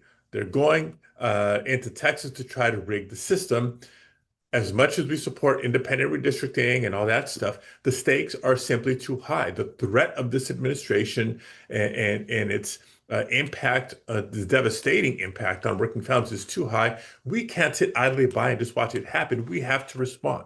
We have to fight back. And so, yes, it took a lot, not just for the California legislature, but Governor Newsom and the California congressional delegation to support this new map and take it to the voters for the voters to decide whether we push back on Trump with Proposition 50. The early polls are good, but as we've said earlier, there's a lot of money that doesn't like what's happening, and there's going to be no less than $150 million, maybe $200 million against Proposition 50, including Speaker Mike Johnson's PAC money coming into California to try to defeat Proposition 50. That's what we're up against. So let me take this opportunity for anybody tuning in. However you can support, if you can't support, we need your support because we're up against a lot of big money who knows that California's move here is a big check against the Trump agenda. So we need your help, volunteerism and activism on the ground, a financial contribution if you can. Awesome. We'll leave it there. Thank you both for joining. Very much appreciated. I should also note that we are coming up fast on our second milestone of $200,000. So if you have not yet donated, please head over to yeson50live.com. I also want to take this opportunity to throw right up here on this screen, if I can, a map of what the current donations look like thus far from this whole effort. We've been going for just over an hour right now. So do we have the ability to throw the map on the screen? Let's see if we do. If not, it's all good. We can get to it at the next break. But I do want to note, here we go. I think we do have the map on the screen right here. Let's see if we can see it. Yep, looks good. So that is a map of the donations thus far. I want to note that we have donations from all 50 states across the entire country. We have people that have opted to help our effort here in California across the entire country, and that's especially important because it goes to show the stakes, not just for the state that I'm in right now, the state of California, where we do have an effort to push back on this blatant power grab by Republicans, but it goes to show that the rest of the country is waking up to what's happening. And they all recognize the extent to which California is so necessary to neutralize what the Republicans are doing in Texas and Missouri and Indiana and Ohio and Florida. So this is how we fight back. And look, there are a million reasons to have said no. It's difficult, it's too soon. Again, the list goes on and on, but the reality is that we had people here in California between Gavin Newsom and the California congressional delegation and the state legislature who recognized the urgency of this moment, decided to fight fire with fire and actually move this effort forward. But that's only half the battle. It's going to take all of us to actually pitch in and make sure that this thing passes on November 4th. And the way that we get to all of those people across this state who aren't paying attention right now is to make sure that we can raise some money, grassroots funds, and get in front of them on TV, on their computers, in their mailboxes, whatever it may be. So even if you can only donate a few bucks, every little bit helps. Yeson50live.com. Okay, very excited right now to be introducing our two next speakers. We have Harry Sisson, who is one of the most recognizable faces of the next generation of progressive content creators. He is doing the hard work, getting out there every single day on TikTok and vertical platforms and on YouTube, reaching Americans where they're consuming their news. It is so important, so grateful for his voice. And we also have Representative Ray Reed, who serves Missouri's 83rd House District, representing communities across the St. Louis region. He was one of the 3 Missouri Democrats to stage a sit-in protesting the state's new maps for several days and nights. So I just want to say on behalf of me and everybody watching, thank you for the sacrifice that you have made. Looking forward to your guys' conversation here. Thank you. Well, Brian, that was such a kind introduction. I will say I take tremendous issue with the assertion that New Jersey has the best pizza, especially when there's this fantastic city across the river called Manhattan. Dollar pizza on every corner, you can't go wrong. But look, the pizza debate can lie. We are here for a very important reason, which is Donald Trump has a tendency to cheat. when he is backed into a corner and a position he put himself in, he will do whatever it takes to cheat. As Senator Alex Padilla correctly said, in 2020, when he lost the election pretty soundly, he called up the Republicans in Georgia and said, find me 11,000 votes. Fast forward to 2025, Donald Trump is calling up Republican states across the country saying, find me a couple of seats. Texas, find me some seats. Help me out. Trump knows his agenda is wildly unpopular. His big, ugly bill is wildly unpopular. He knows it cannot stand on the merits, and so he's trying to cheat the game. And the really concerning thing about all of this is that Donald Trump is not just stopping at Texas. He's looking at Republican states across the country. And Representative Reed is in one of those states, Missouri, where Republicans right now are actively discussing redistricting. And that's why it's so important to support Gavin Newsom's effort in California and Proposition 50. And Representative Reed, I just got to know, what's it like in Missouri with the threat of redistricting? How are you responding? How are your constituents responding to this threat? Yeah, we are kind of fired up and ready to go. A few years ago in 2018, Republicans did a similar thing. They pushed through their terrible right to work, or so-called right to work, mandate across the state of Missouri, and the citizens responded. We got organized, we got labor involved, and we put forth a ballot initiative to reverse what they did. And we're doing that same thing here again with these bullshit bills bullshit maps that they put together. We have now until December 11th to gather 107 signatures for a citizens referendum on their map. And you better believe we are working our butts off right now with our coalition partners to gather more than all the signatures we need to make sure that we stop this map in its tracks. And like California, let the citizens decide what they want their maps to look like. And look, that is so fantastic to hear. I think I speak for everybody when I say we greatly appreciate the work you're doing. I'm curious, you're a young guy. What's your and a young guy in a Republican state, I might add. What's your message to all these different Democratic governors out there who are not pursuing redistricting and responding to Texas in the same way that Governor Gavin Newsom is doing in California? Yeah, the time to fight back is right now. We are so grateful for leaders like Governor Gavin Newsom in California, along with the entire California legislature, Speaker Rivas, and their entire team there. We're stepping up to the plate when the time's needed. I know our friends to the east of Missouri and Illinois are working on some things. In New York, they're talking about what they can do. The time to fight back is right now. And please, whether you're an elected official or just someone who cares deeply about this issue, make sure you are registered to vote. Find your space, find where you can be of use to this cause, and get organized. Grab a clipboard, grab some friends, and hit the streets. It's time right now to fight back. Yeah, and I'm looking at this map that Brian Tyler Cohen just showed on the screen. It shows donations coming in from almost all 50 states, if not 50 states. It's incredibly impressive that people coast to coast are seeing the significance of this moment.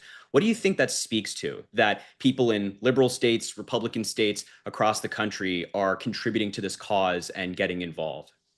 I think it shows that, although Democrats didn't pick this fight, we're also not afraid of it, and we're all ready to pitch in wherever we can to be a part of this fight. When we were on the House floor, we had folks from all across the country giving us calls, from Kamala Harris to Governor Newsom's team to Chris Coons. Just the Democrats all across the country just kind of wrapping their arms around us and saying, we got your back. And that's kind of what we're seeing right now in California. That's why we're on this call. It's because we've got Californians back, and we're going to make sure that the people have the last say on this one. Yeah, and I mean, look, you're an elected representative. You've put in the hard work to get there. And I think you also have a tremendous understanding of what people are saying. So what are you hearing from your constituents right now? Are they calling your office? Are they calling friends of yours in states around the country? Like, what's the message that you're hearing most from folks that you represent and just broadly?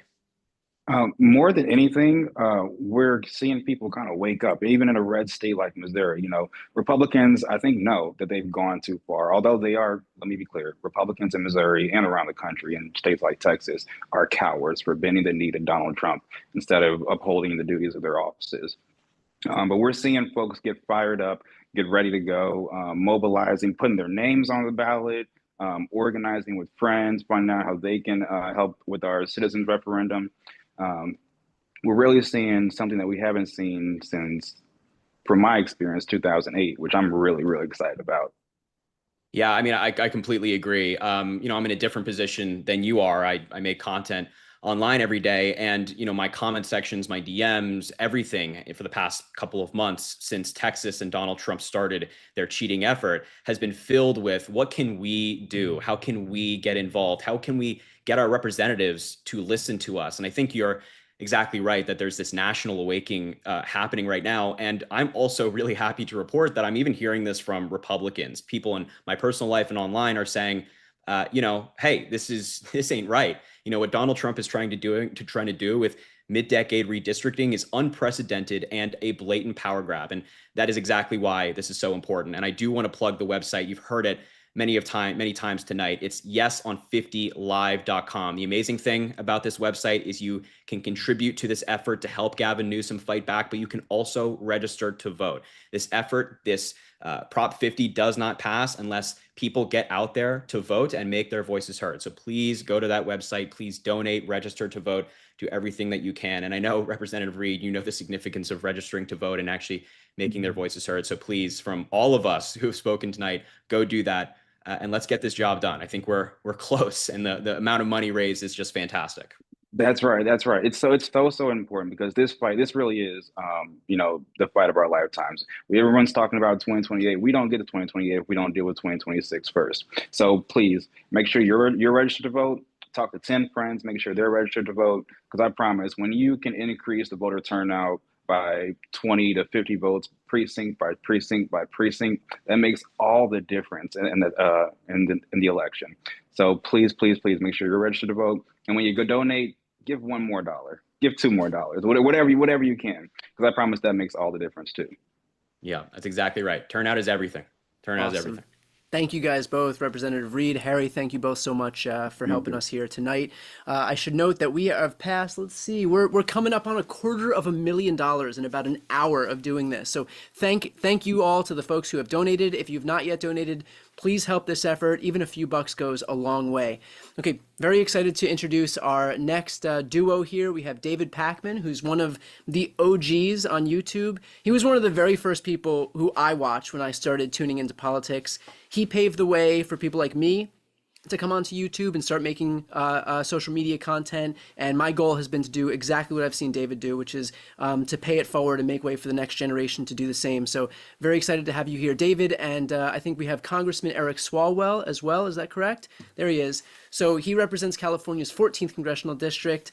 He has been one of the most vocal members of Congress that we have, not just for fighting back against Republican overreach, but especially when it comes to really important issues like gun violence, where we've seen a conspicuous lack of leadership. So thank you, Congressman, for taking on these issues, especially these important issues where other folks are failing to step up. Looking forward to watching you guys' conversation. Yeah, my pleasure. And hey, man, I'm so proud of you and what you've built, Brian. We've needed to be in the space that you're in for a long time, and it's making a difference and it's breaking through. Well, thank you. Thank you so much, Brian. Congressman, great to see you. I'll just say a few things, and then I really want to hear from you. I think a lot of us are here because we just realize instinctively that something is very, very wrong here. We see this unprecedented power grab happening from Republicans, upending centuries of tradition by using force. We're seeing what's happening in Texas. As far as the creator space, I don't remember any time in all the years I've been doing this where independent media has had an environment that is so hostile from the people in power and from the government. They're doing this with regard to what's happening in Texas because they realize, and Trump realizes, if Democrats take the House in 2026, that's it for Trump's agenda. I mean, he instantly is a lamer duck than he already is today. And so if these Republican maps can really control that election, they could end up keeping control of the House, even if colloquially they lose the midterms. And so it's not a coincidence that they've made it clear they're willing to burn down the system if it's what it takes to stay in power. And so I know that's, Congressman, why we on the creator side do this every single day. Right. We know that you and other people are also fighting from inside Washington, D.C. Right. I think the good news is we have here something tangible and tractable, which folks in my audience have been asking for a long time. Is there something we can get involved in? Is there something I can volunteer, donate to today? And I want to hear from you how you see this and how your colleagues see this as an opportunity to not wait certainly until 2028, but also not to wait to have 2026 stolen either.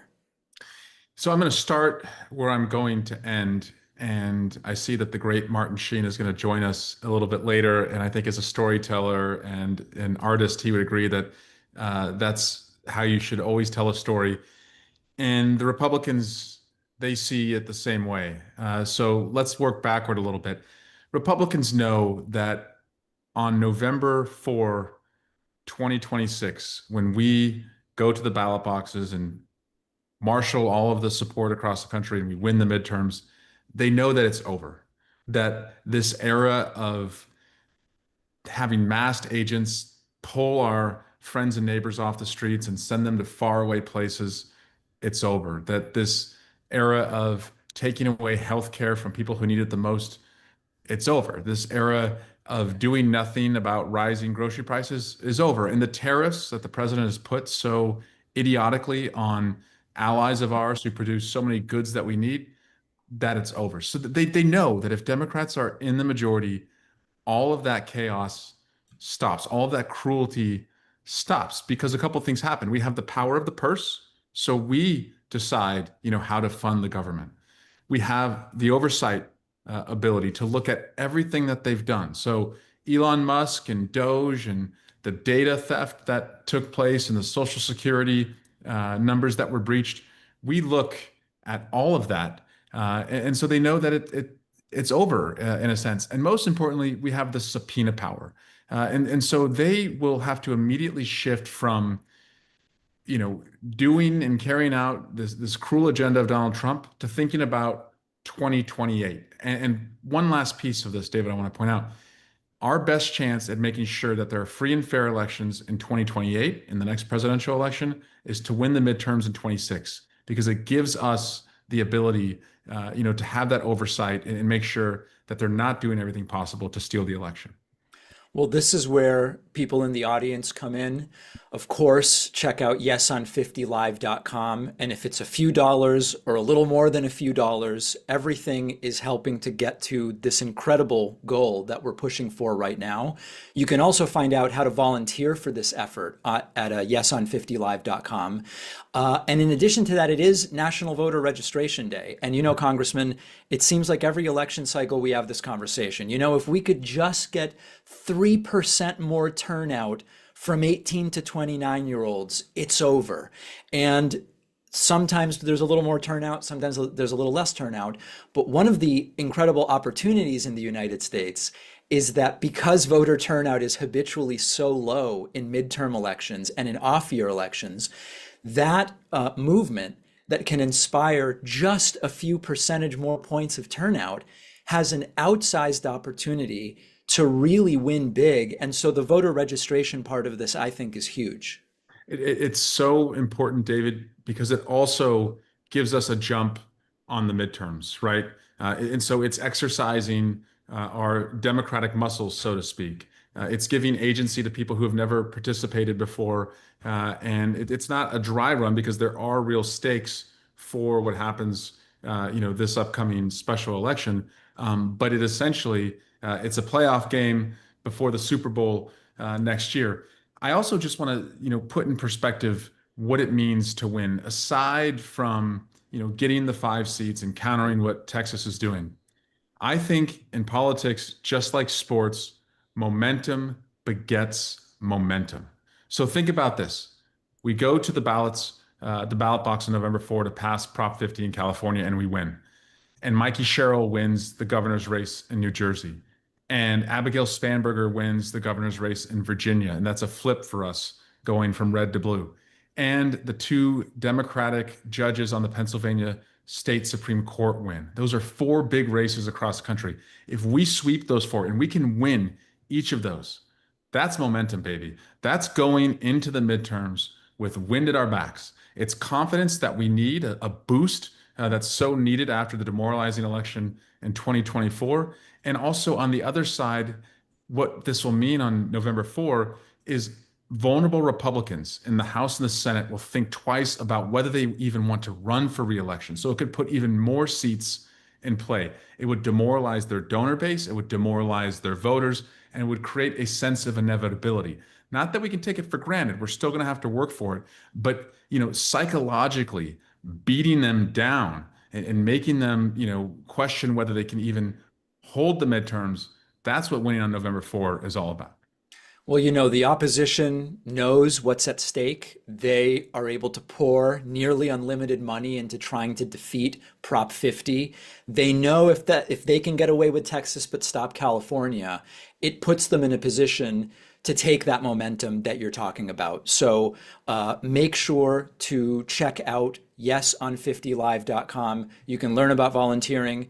You can donate. You can learn about voter registration. Congressman, great to see you. Great to talk to you. And Brian, thank you so much for organizing. I stand between you guys and Martin Sheen, and I'm not going to get in the way of that because I'm so grateful that he and also his co-star Dule Hill is going to be are going to be on next. So thank you to both of them for engaging in this battle. Awesome. David, Congressman, appreciate you being a part of this. And with no further ado, I know that a lot of folks are very excited. So I'm going to introduce our next guest here. We've got Tim Fullerton. Tim helped start this show, I should note first and foremost. So a big shout out to Tim. He also had a practice session, we can say, in launching White Dudes for Harris, helped that gain prominence, and he served many roles in the Obama administration. And importantly, he started the Find Out podcast, which I'm a huge fan of, and we need more folks in independent media, so I'm grateful that Tim and his co-hosts have jumped into this space. And now we've got members of the West Wing cast, Dule Hill and Martin Sheen.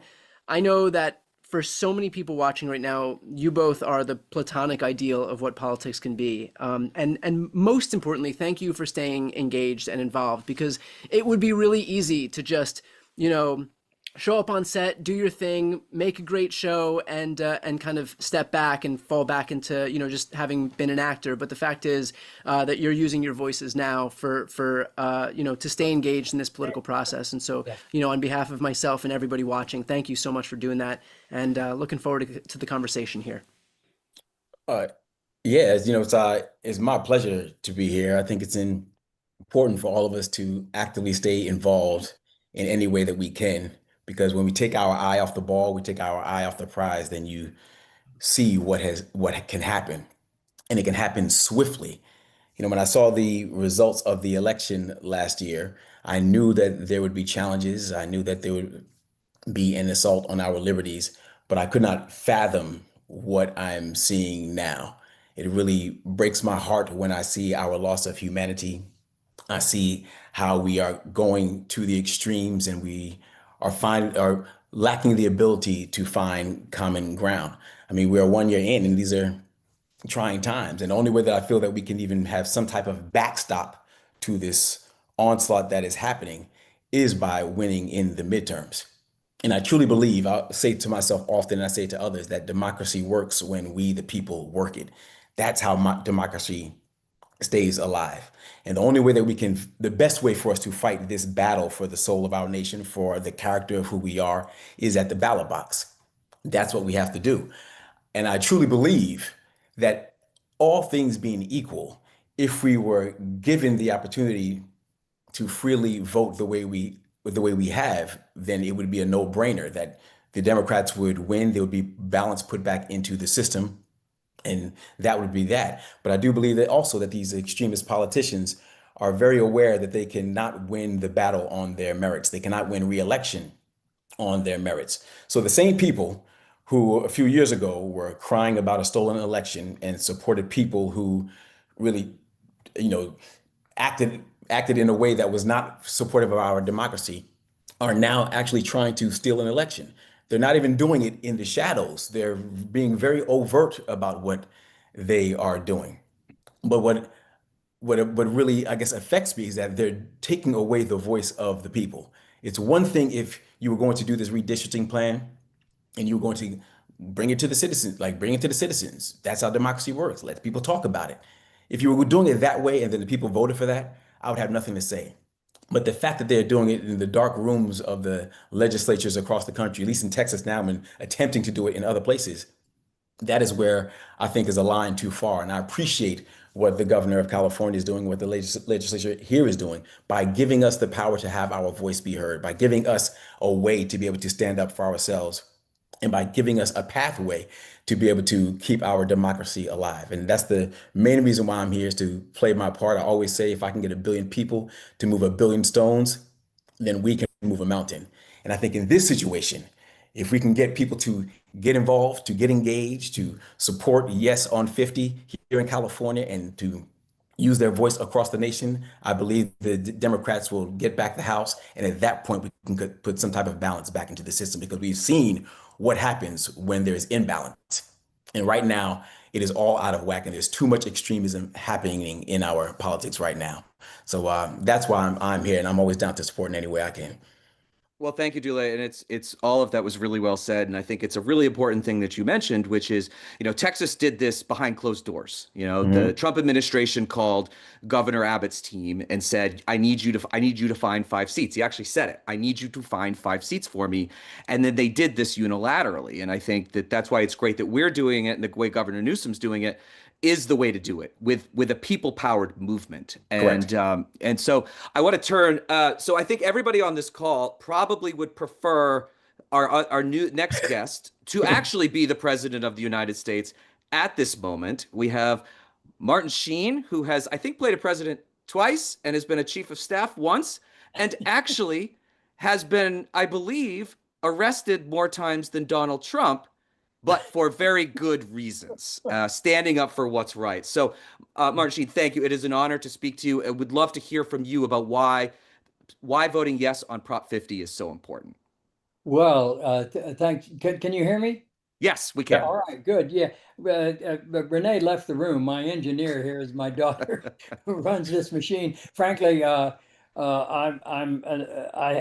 don't own a computer, and I don't even know how to turn it on if I did have one. So I'm counting on my family here, as Dule well knows. Good to see you again, Dule. Thank you Always. for including me in this effort. I've been involved in supporting liberal politics, democratic politics, specifically with the possible exception of John Lindsay when he ran for mayor in 1965 in New York. I supported him, but also that same year I supported Bobby Kennedy in his race for the U.S. Senate.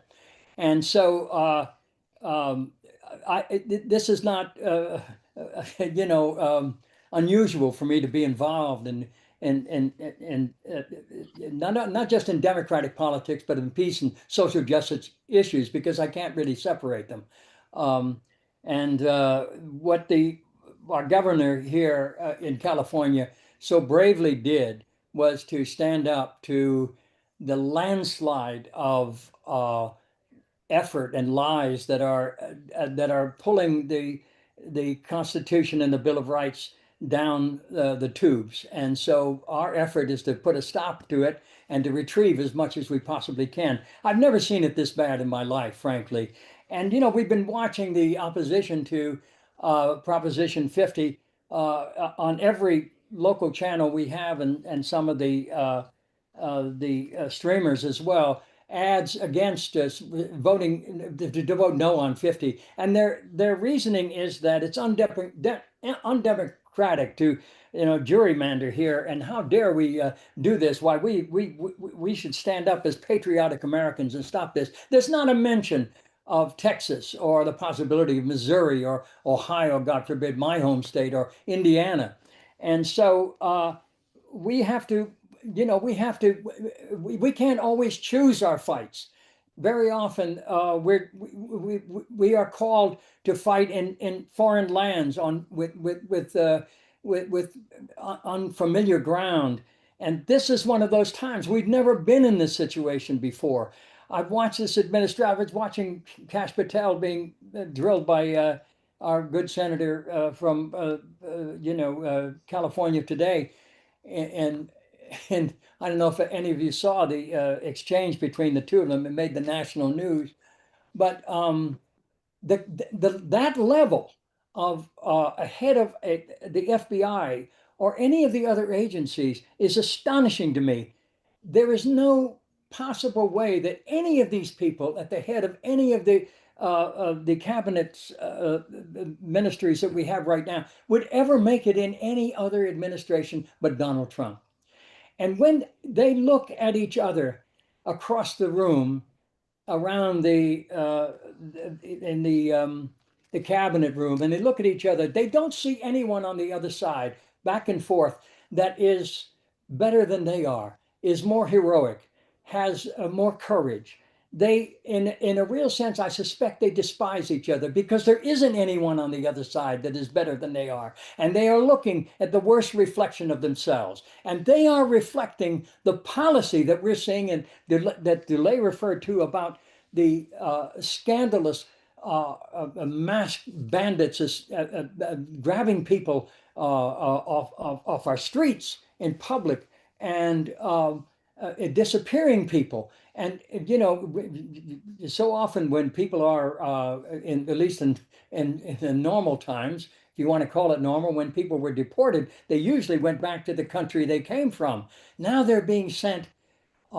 Basically, they're being punished because very often they're being sent to countries that have you know, they're foreign to them. They don't have the same language, the same culture, and they are thousands and thousands of miles away from their true home. So, and this has become normal.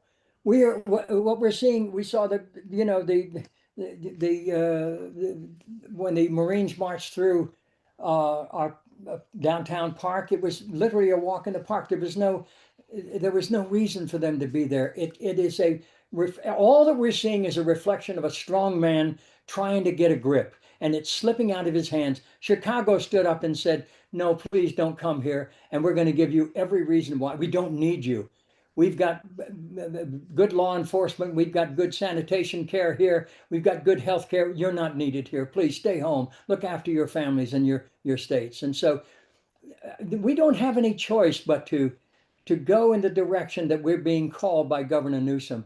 And I dare say, and maybe I shouldn't say this offhand, but I think this move was his declaration for the White House. I think he's going to run, and more power to him, and he will have this to his credit. So I'm urging people that to deal with what we have, not with what we wish we had or what we had in the past, but what we have now, which is this opportunity to stop this basic thievery. You know, Thomas Paine said the rights of man are not given by the gracious hand of any state, but must be protected therein. And this is where we have to rise and embrace our Constitution and bring us all together with what really is at stake. We're facing an out of control, chaotic madman who wakes up every day and thinks of a different level of chaos, and his cabinet members, all the people in his administration pick up the lot and they carry it out, and they are all a reflection of him. But I think we're better than that. And I think we can build a better future, and we can end the chaos and end the despair and the feelings of that we don't have any power left. Look at Chicago. Just this week, the madman turned around and said, well, I guess I'm not welcome there. Let's find, oh, Memphis. Oh, yes, of course, Memphis. I can do well there. Well, let's see what happens. But what Governor Newsom has done here in California has struck a chord. It has lit a candle in this darkness.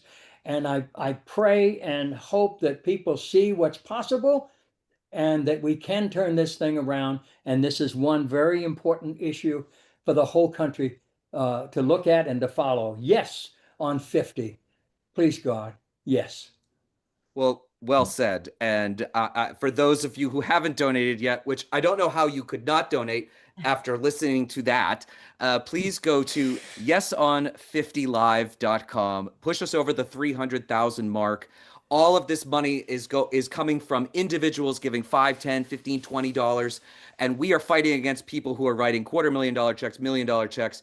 We are going to win this. And I think before we go, I just want to ask one more question for both of you. Is you gave us a little bit of hope there.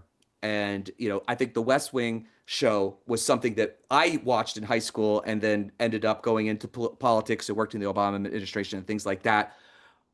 Leave us with something, Martin, you left us with something really hopeful and powerful. Dule, I want to give it to you the last bit because I know we got to bounce because we've got Congressman Raskin and Congresswoman Crockett on, who, by the way, if we win this ballot initiative, they're going to be the ones subpoenaing, and they're the ones that are going to be asking questions of the Trump administration. So, Dule, I'm going to give you the last word. Well, I'll say this, the power is in our hands. There's nothing that, if a bunch of people get together, there's nothing that we cannot overcome. I said before, 1 billion people to move 1 billion stones, then we can move a mountain. And even in these dark times, when the cloud is hovering above, the clouds of extremism, the clouds of hate, the clouds of division, just beyond those storm clouds, the sun is always shining. So if we can just keep preaching, keep putting one foot in front of the other, keep our eyes on the prize, I know that we will be victorious.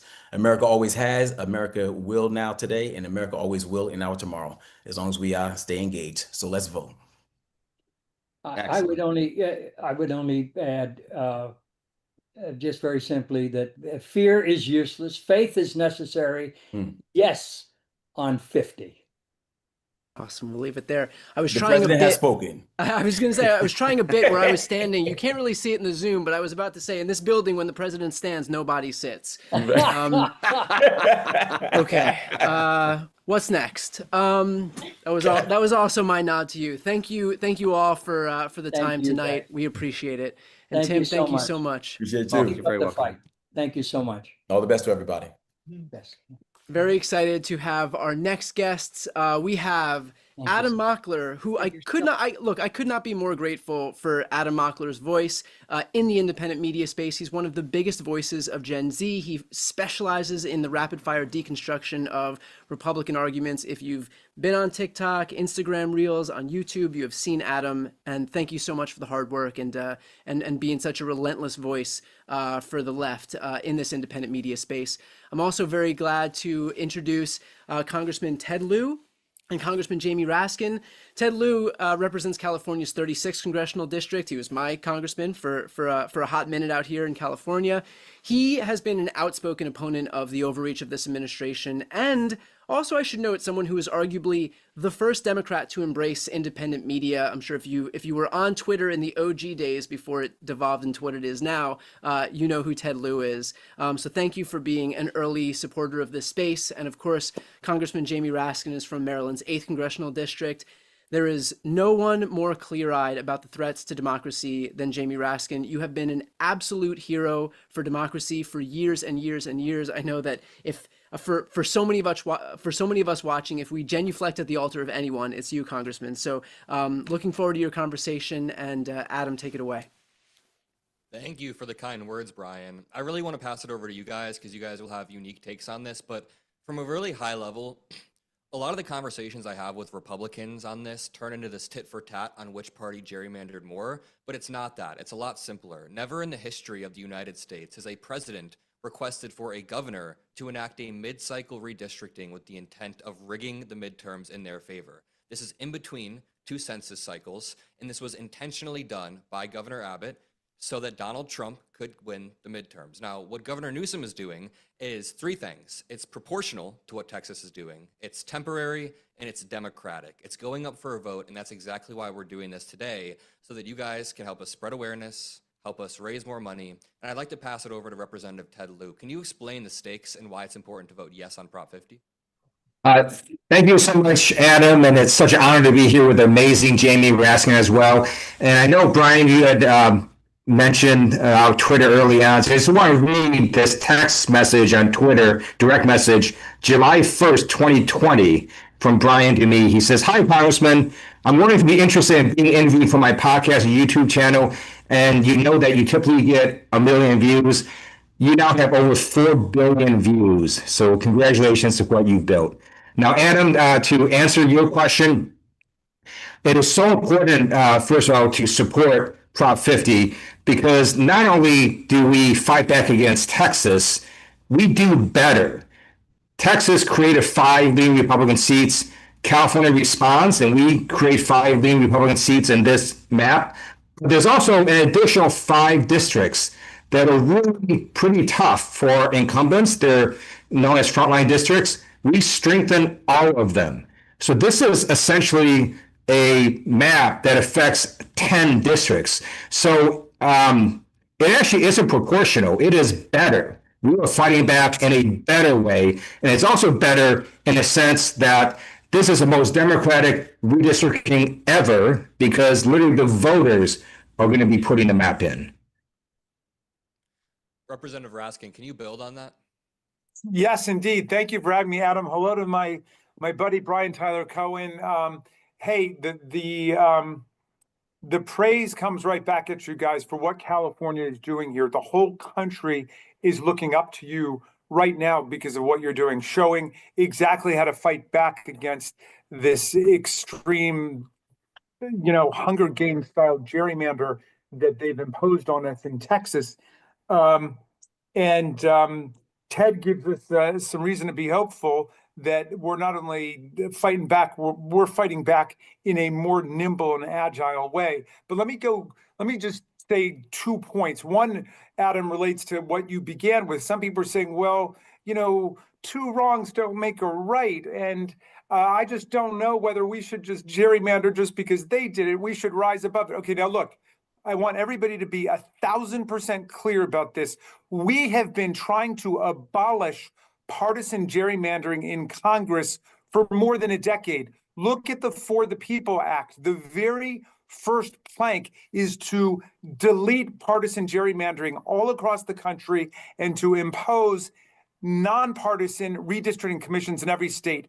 And you know who opposed it? Every Republican. And you know who voted for it? Every Democrat. We've been trying to get America out of this nightmare where the politicians choose the voters before the voters choose the politician for many, many years. But the Republicans thrive on the most anti-democratic mechanisms, whether we're talking about voter suppression tactics, gerrymandering, right-wing judicial activism, manipulation of the Electoral College, insurrections and coups, you name it.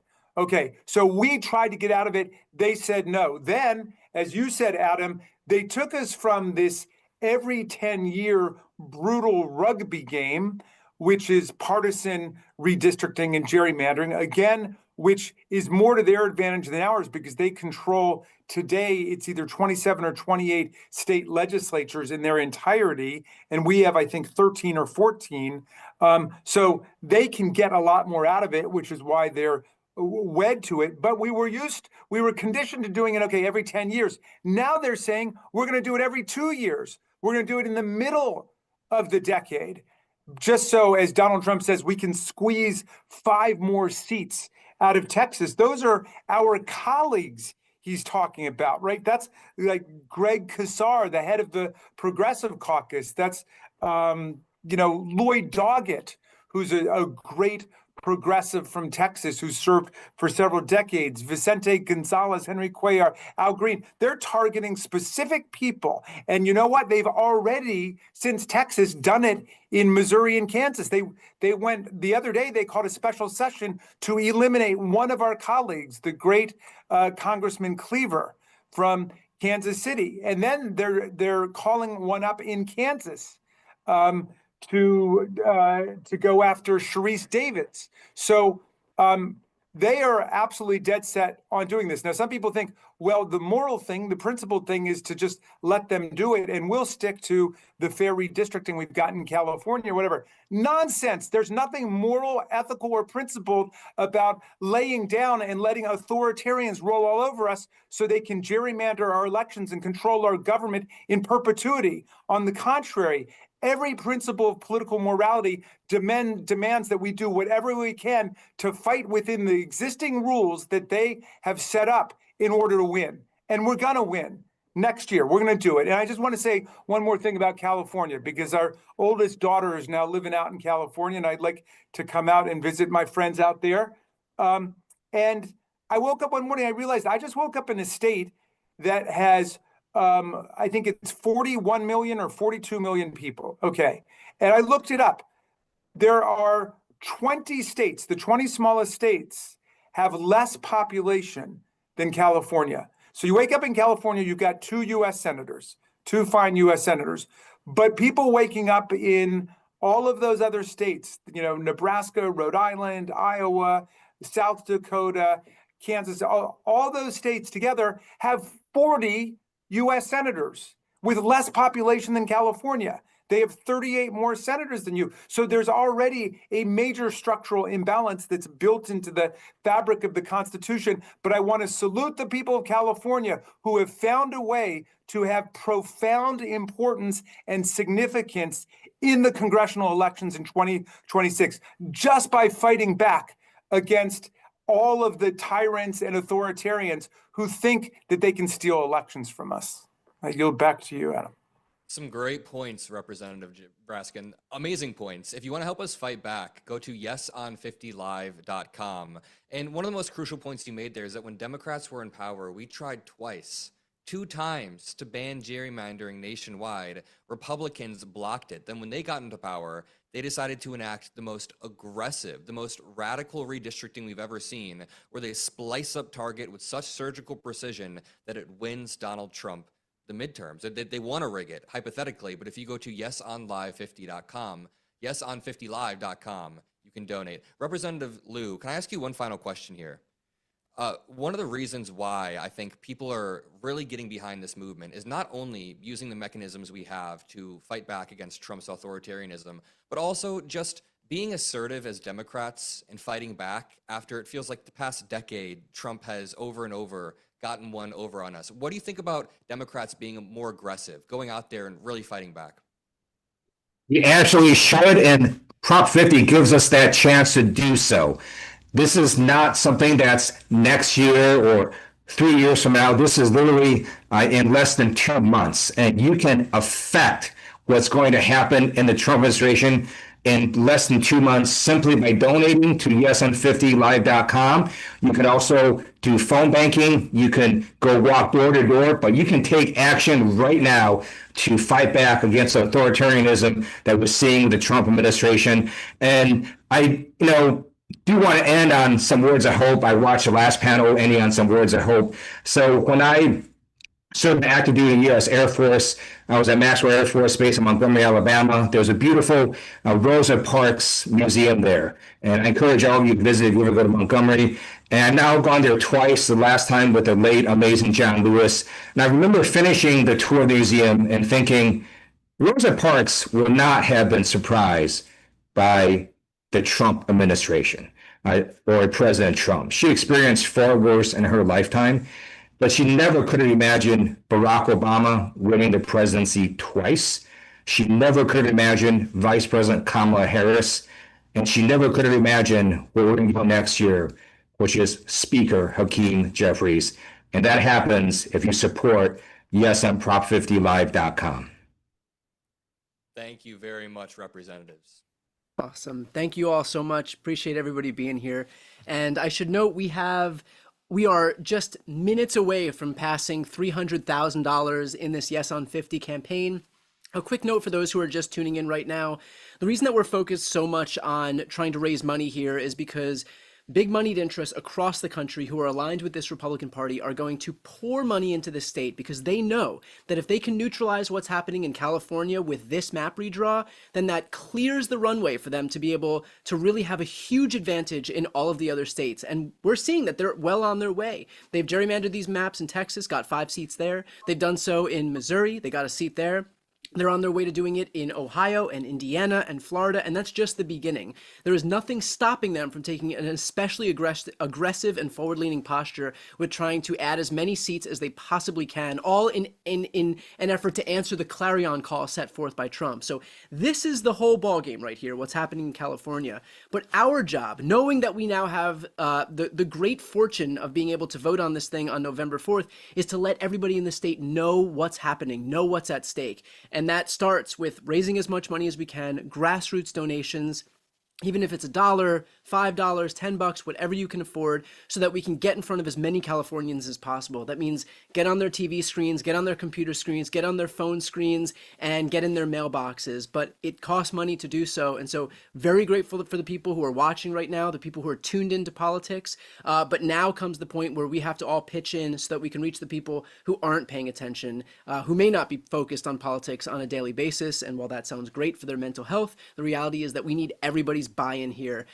in pushing this effort forward. So if you haven't yet donated, please go to yeson50live.com and give whatever you can. Okay, very excited to introduce our next two. We have Olivia Juliana.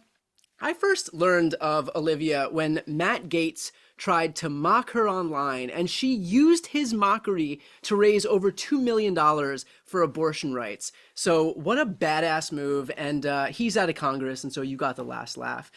Juliana is a political activist, abortion rights advocate, and a strategist from Texas, so knows firsthand about all the bullshit that's going on right now. She was formerly the director of politics and government affairs at Gen Z for Change, and she's a dear friend of mine. Very happy to have you.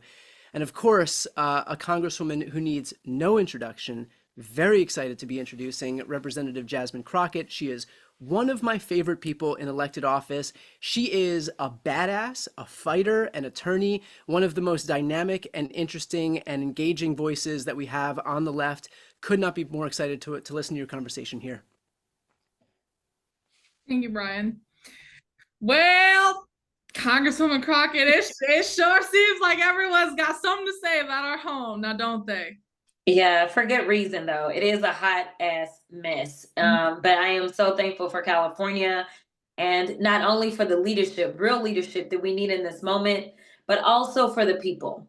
You know, this is something that is going to be people led, people driven, and ultimately the people will decide.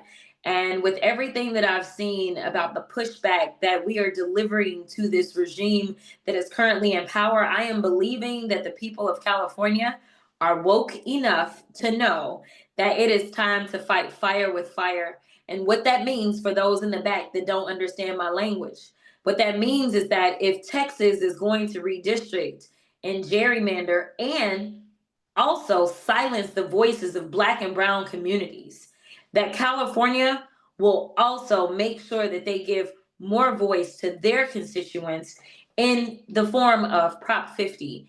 And so this is just in response to make sure that those bad policies that they are currently signing up for, that they actually have some accountability, because that's what democracy looks like. The final thing that I'll say, so that you can go on with your question, is that today was very interesting. It's always interesting on the Hill or a hot ass mess, either way you want to look at it. But nevertheless, so we're there and we were voting on a rule for a bill.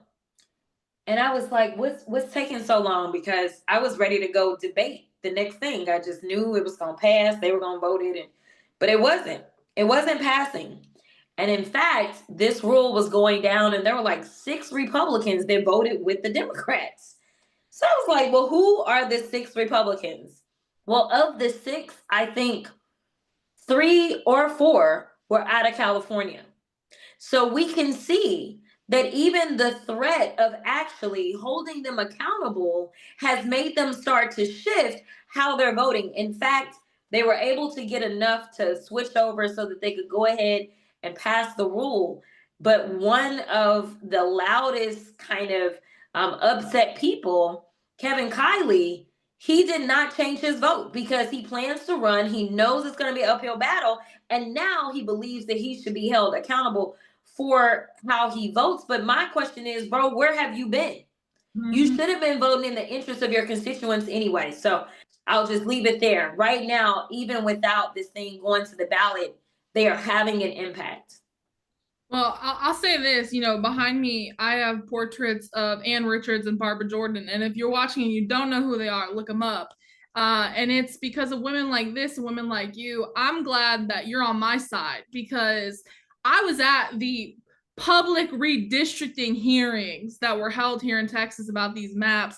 I was at the one at the state capitol and I was at the one in Houston. And so I sat through 10 hours of public testimony from Texans all over this state who sat there and begged for our Republican lawmakers to have a conscience and to do the right thing. And they sat there, and I'll be honest with y'all, they didn't care. They didn't care. They had made their minds up before they walked into that room.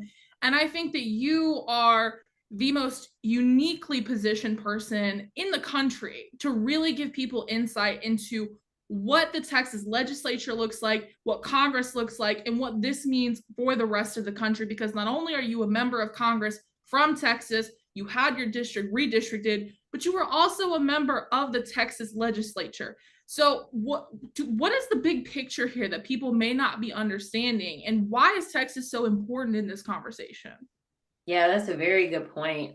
First of all, my favorite organization is the Heritage Foundation.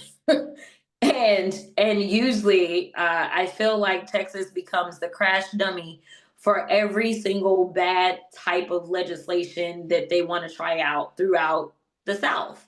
And so this is no different, right? As it's already been laid out by my colleagues, that they started in Texas, but they were definitely never planning to end in Texas. And if anybody believes that there's something that California did that made them say, well, now we've got to do more, no.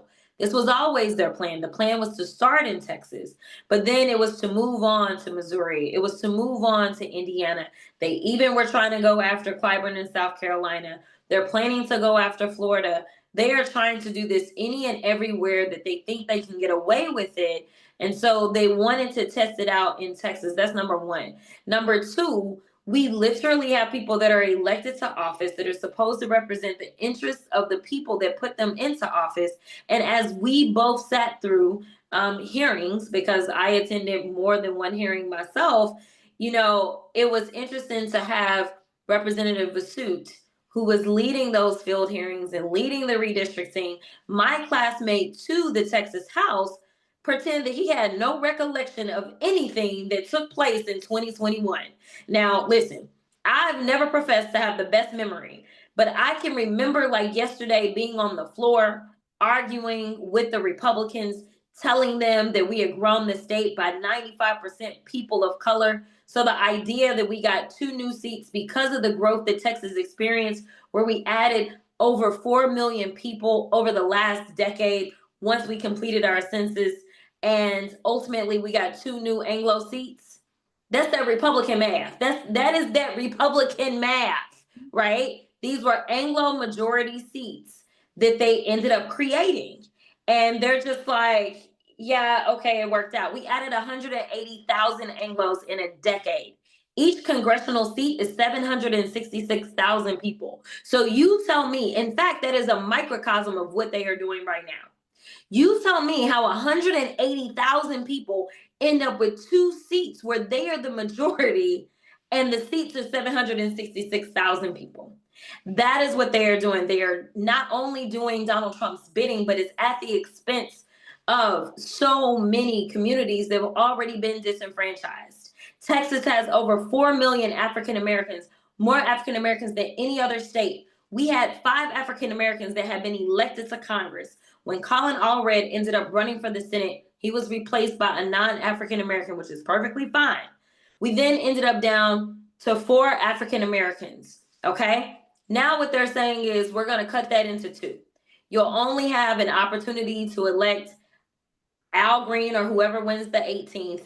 And really what they're trying to do is set it up to where it's most likely me or Mark Vesey in the Dallas area. So you explain to me how on God's green earth, in a state in which Anglos were not growing at all, and we know that if we look at which group has the vast majority, not the vast majority, but has the plurality of representation, it's actually Latinos in the state of Texas. Latinos have the largest demographic in the entire state. Do they have the largest demographic of opportunities to elect people to Congress? Absolutely not. In fact, we are a majority minority state. We are 60-40. Yet somehow, after these maps were done, we're looking at having less minorities being able to choose their representation. So I want to say that this is bigger than my state, your state. This is about us as the United States and what it is that we are fighting for. There is only one side that is willing to stand up to this regime. There is only one side that is willing to conduct investigations. There is only one side that is willing to hold their incompetency and their feet to the fire. There's only one side. And so while people haven't started to feel the effects of being kicked off their health care, they're about to. While people may not have fully felt the effects of the increases in their utility bills, they're about to. While people already know that these tariffs are already hitting pretty hard, to the extent that they are shutting down our small businesses, and our farm bankruptcies are up 55 or 58%. Don't remember which one. Already, our farmers are filing for bankruptcy. Yo, like, we are in a crisis, and it is because the Republicans don't have a backbone. So it's time to make sure that we show them that the Democrats are ready to fight. So that means that California, we need you in this moment. We need your dollars, we need your time, and we absolutely need your vote. Yeah, and I'll close this out with this. In a perfect world, we don't have to do mid-decade redistricting. In a perfect world, partisan gerrymandering is banned. But also in a perfect world, women aren't losing their ability to have children because they're going into sepsis. And children in Texas are having books banned in their schools. These are the things that would happen in a perfect world, but we don't live in a perfect world. We live in reality. And so if you're not sure if you're voting on this for you in California and how this benefits you, well, it benefits a lot of people, and it benefits people like me, young people who live in Texas, where this is our reality every single day. And so you have a chance and an opportunity to not just set yourself up and your future for success, but for young people like me in this state of over 30 million people who just want the chance to build our own American dream.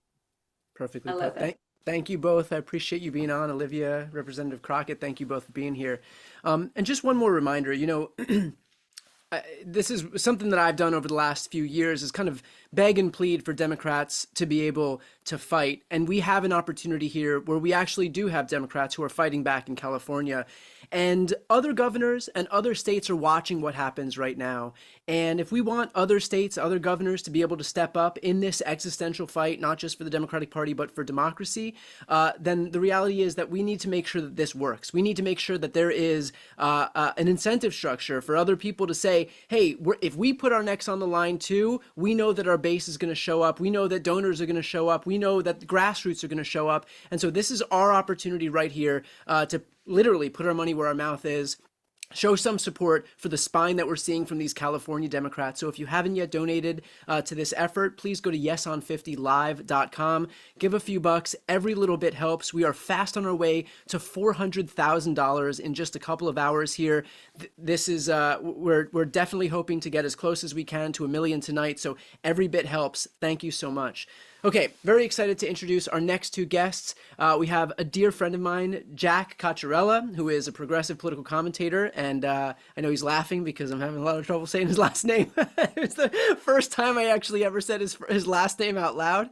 But in my Nailed defense, it, Brian. in my defense, you guys look at Cocchiarella and try to do that. You without nailed any it. help. It just means you love me. That's it. I do.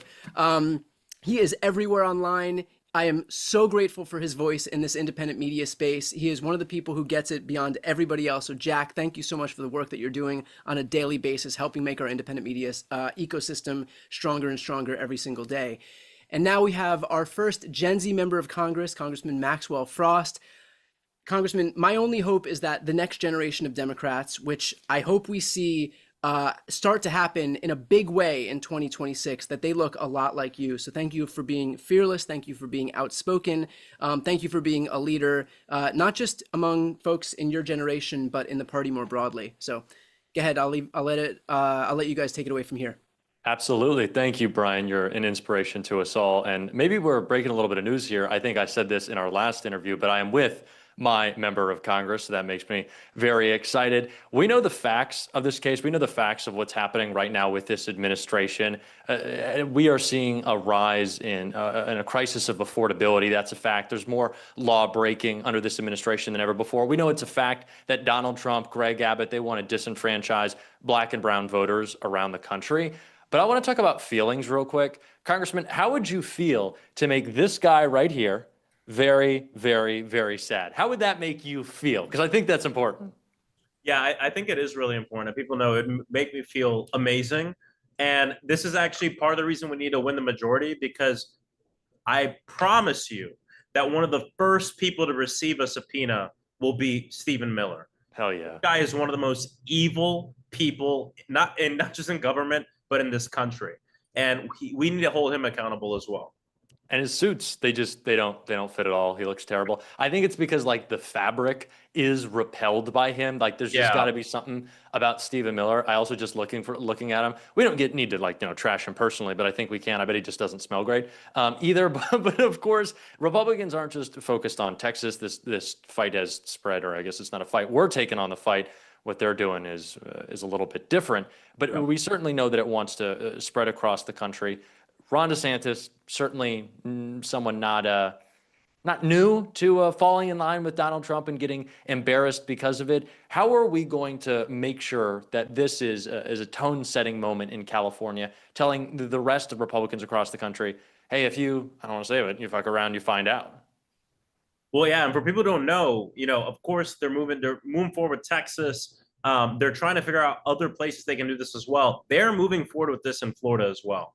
And we have polled it across the entire state. Democrats, Republicans, independents come out when they're asked, are you in favor of the state of Florida redistricting to help Donald Trump get a majority? They say no, every single time. And so part of what we're looking to do in our state is make sure that people understand what they're trying to do. And you brought up DeSantis. A lot of people don't know this. DeSantis and Trump hate each other. Donald Trump hates Ron DeSantis. And what Ron DeSantis is trying to do is he's about to not be the governor of Florida anymore next year. He's going to have 2 years where he's not an elected official, but he really wants to run for president. And he knows he can't win that Republican primary without Donald Trump's help. So he has turned into Donald Trump's lapdog that Donald Trump actually hates. And he wants to do everything he can to be in the news, to get a news cycle, to lick the boot of Donald Trump, to try to earn some of that support so he's not completely irrelevant. And that's why we've seen all these things from redistricting, even the Everglades detention facility, the internment camp, Alligator Alcatraz, all this stuff he's doing because the dude wants to run for president. He has no juice. Nobody likes him, even in his own party. He does not have the sauce. Have you heard his voice? Have you seen his boots? And so this is what's going on in the state of Florida. I want to make sure people know. Jasmine brought it up. I always tell this to people, Project 2025, all this stuff everyone's seeing now, that's Florida 2020. Okay. This stuff that they're trying across this country, they've been doing in the South for a long time. They passed the big, beautiful bill for billionaires, the largest transfer of wealth from the working class to billionaires, the rich getting richer, the poor getting poorer, working class getting poor as well. They know they can't win the election because people are pissed off about it. In fact, Donald Trump sent his top people to Capitol Hill to tell the Republican Party, hey, you got to stop calling it the Big Beautiful Bill Act because it's so unpopular. We got to rebrand it. Bro, you named it the Big Beautiful Bill Act. You have the word beautiful in there. The facts of the matter are so bad that people don't like it, even your own party. And now they're trying to figure out how to change it. It's so unpopular. They know they're going to lose. And so they want to cheat. They want to cheat because they don't want to lose. And that's what's going on right now. Yeah, they're terrified. And they're also terrified because they know that we do have a bit of hope. And of course, the momentum is mounting. I want to talk about not just what we'll do when we do, in fact, win the House back, but the successes that you've already had. You brought up what Stephen Miller and all the rest of those goons like to call Alligator Alcatraz. Of course, you made a big move there that I want you to talk about, and maybe we keep it open or reopen it for Stephen Miller, I don't know, in a couple of years. But can you talk about how we're still winning right now and what that means for when we actually do have the House back? Well, something that I always told organizers when I was on the front lines of Black Lives Matter, and that I think about a lot now as a member of Congress that doesn't have all the seats we want, is when you don't have all the power you want, you use all the power you got. And one of the most important things we can do right now as elected officials is use our powers of oversight, especially as it relates to this, what I would say is a campaign of terrorism on our communities, of going in and kidnapping people and human trafficking them to other countries and other states. And when this facility was open, not just myself, but many other representatives across the state of Florida pulled up and said, we want to go in to see what's going on. And we didn't just do that. We coordinated with a lot of the people engaged in lawsuits. And we were able to find out, what information do you need from the inside?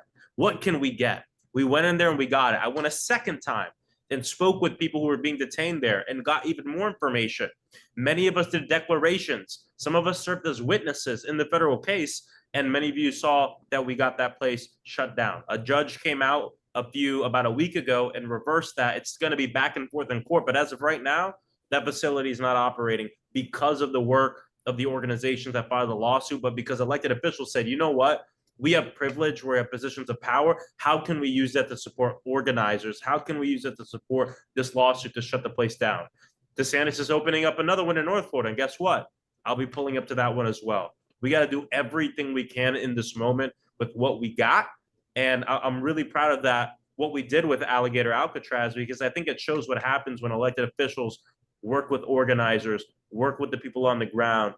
We're not going to win 100% of the time, but sometimes we will win. And it feels good to win. And like it's going to feel good on election day at the end of this year when California passes this. Absolutely it is. And if you want to make sure that that happens, go to yeson50, the number 50live.com, yeson50live. And I want this segment, Maxwell, you and I, to have raised the most. I don't know if that's Brian's going to tell me those numbers later, but I'm going to make the point of saying this is the person that you can really upset. That is our vice president. If you go and donate, I'm going to show it to you again. Jump scare right here. Show it again. But this Everyone is the take guy. a look at that.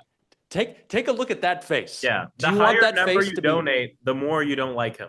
Exactly. I need y'all, and we'll do it one more time. This guy right here. Are you serious? Oh my God. Please, yeson50live.com. Turn out and fight, people. Awesome. Thank you both. I should note that worked because we just passed $400,000. So thank you for Only showing... good thing Stephen Miller ever did is help us raise money. Thank you for showing his ugly ass face. We appreciate it. And thank you to everybody who's donated. For those who haven't yet donated, this is the whole ballgame here. We've been begging for Democrats to fight. This is what it looks like for Democrats to fight.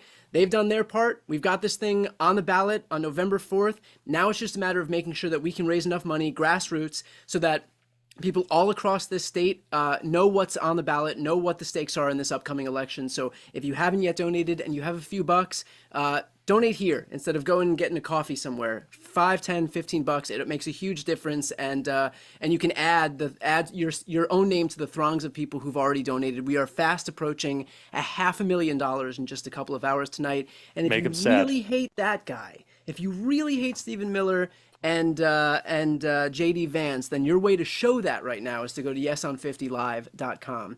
All right, Jack and Congressman Frost, thank you so much for being here tonight. We appreciate it.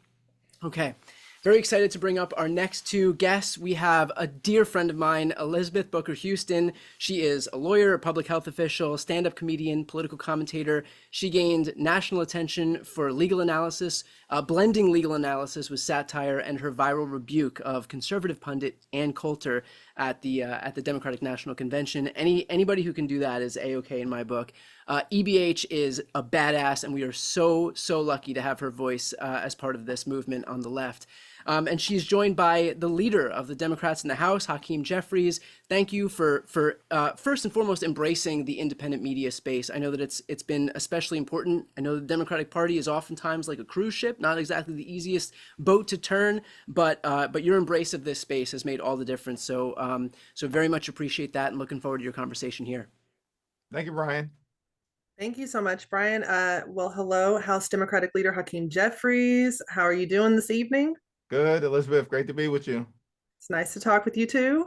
And this is not the first time we've interacted. As a lot of folks know, I also wear a hat as one of the Congressional Black Caucus creators. So I'm always excited to talk to our amazing CBC members, and especially when it comes to an issue like this. And so folks, I'm just going to go ahead and put it at the top before we start into the interview. Yeson50live.com to donate. So if you are liking this conversation, I want you to go over there and donate. Remember that the Republican Party is strange, so drop us some change.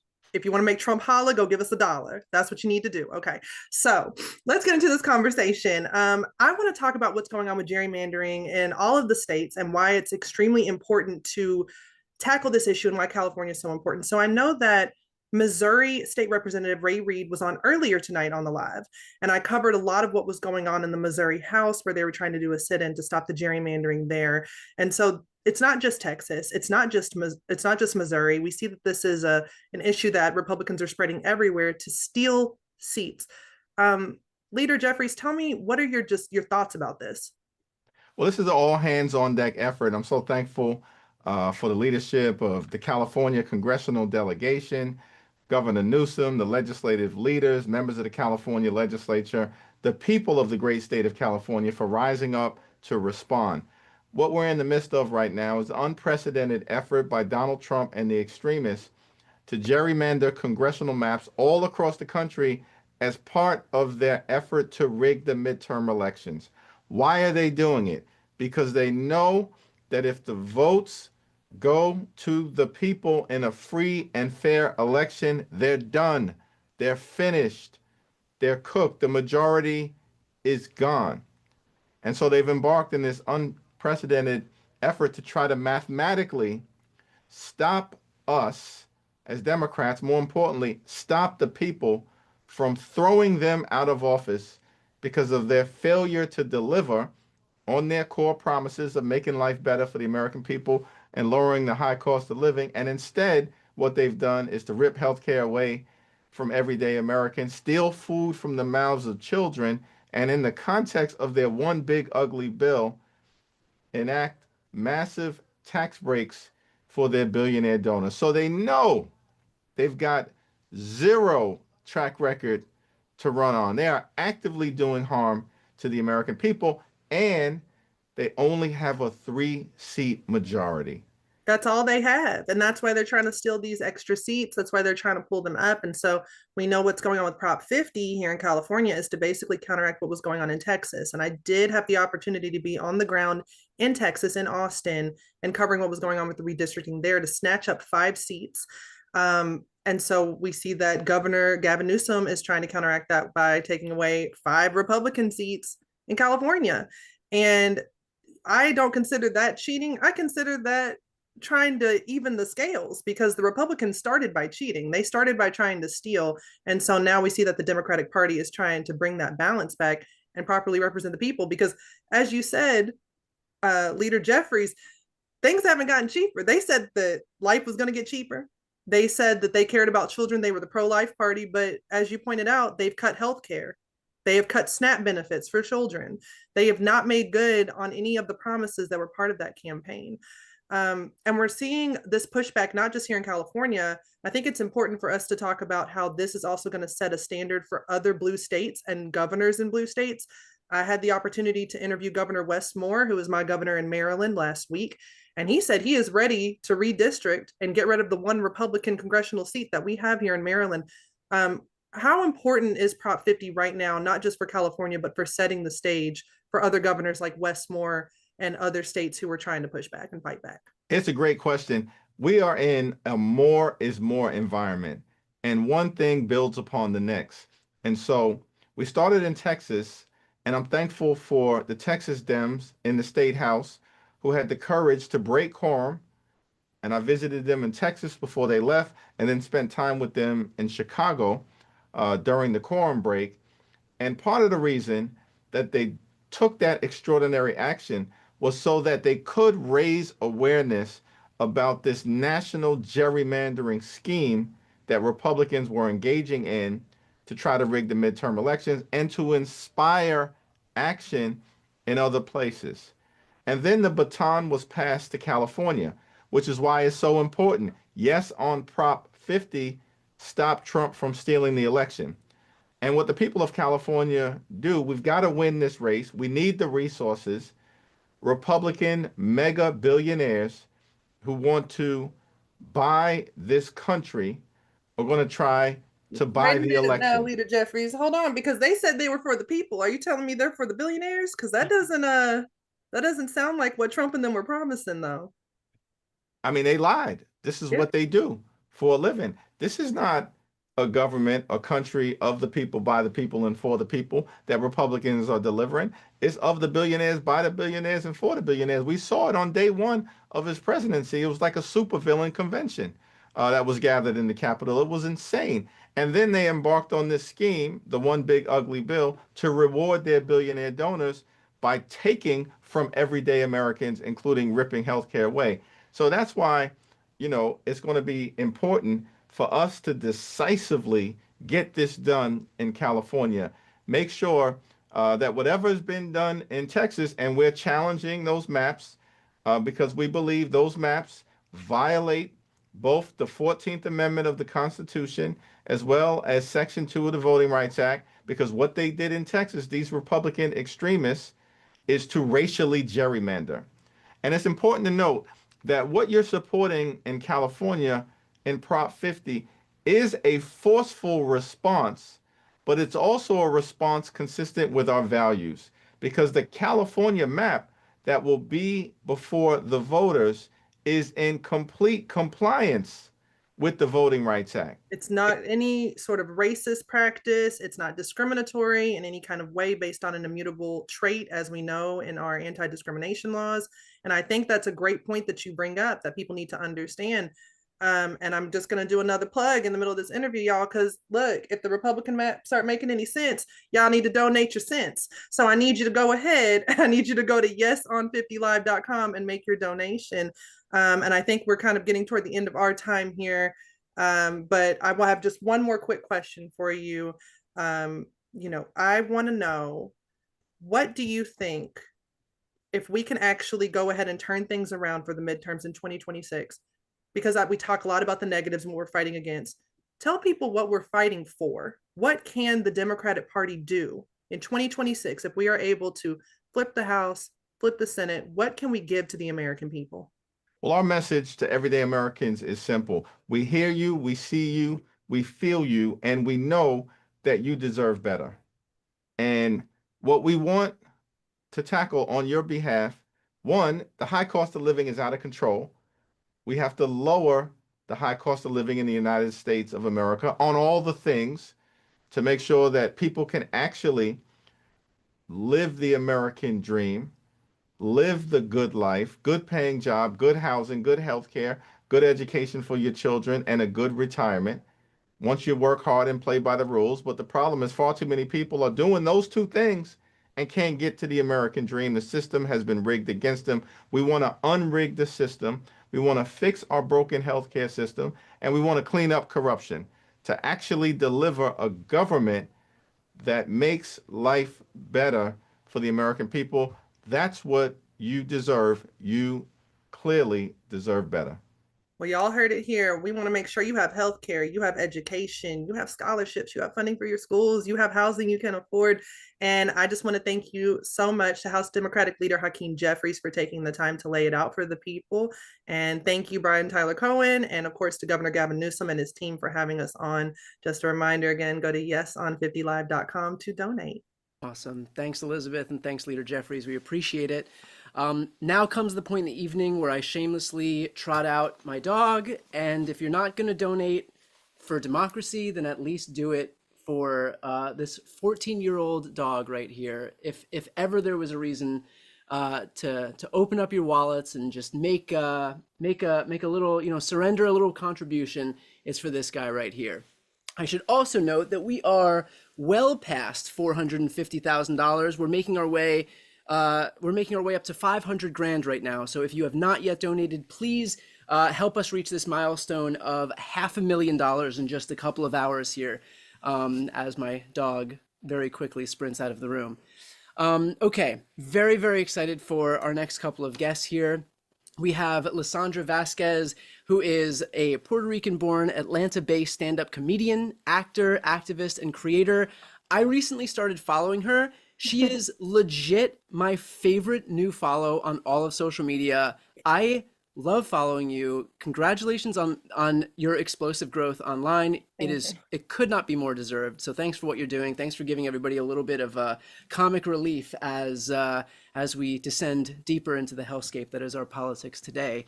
She will be joined by Congresswoman Latifah Simon, representing California's 12th congressional district.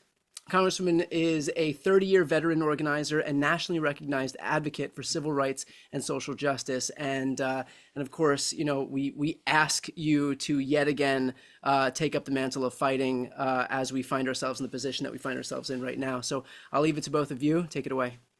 I'm here for it. Lysandra, how you doing? Hi, thank you so much for being here with me. Rep. Simon, I wanted to ask you about the gerrymandering stuff first, but you know what?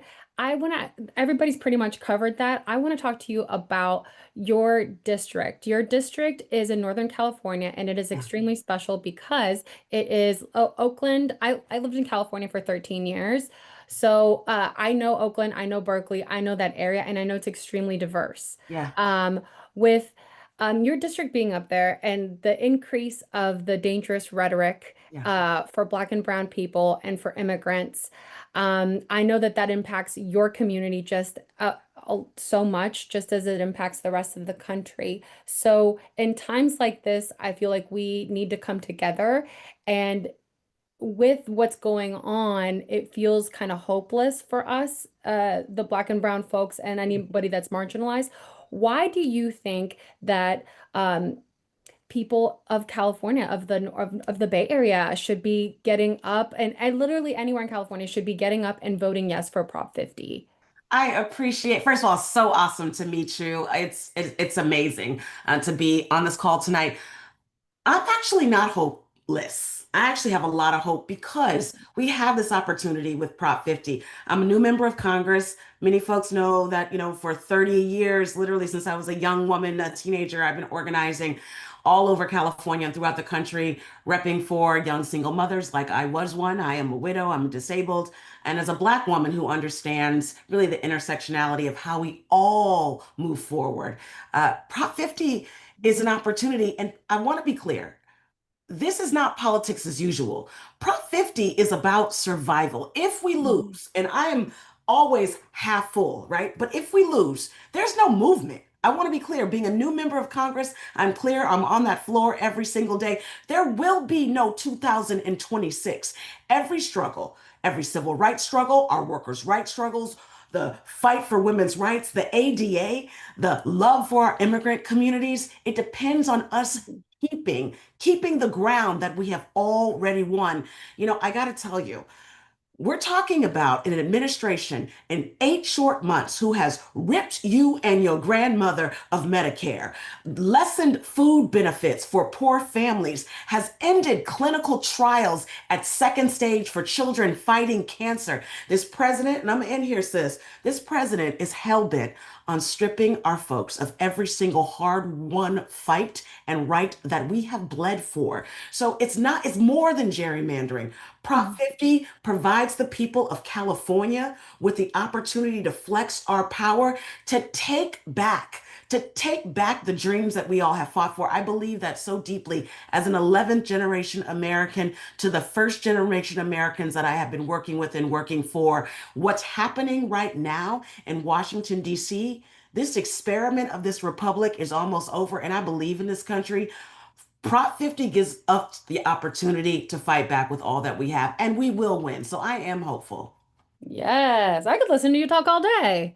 Wow, I'm gonna make that I'm my pumped. ringtone. I'm pumped. We have to win. Yeah, no, we have to win. And that's why if you can donate, you should yeson50live.com. Okay, so I know that it's a big ask because I know people, it's hard to ask people to donate money.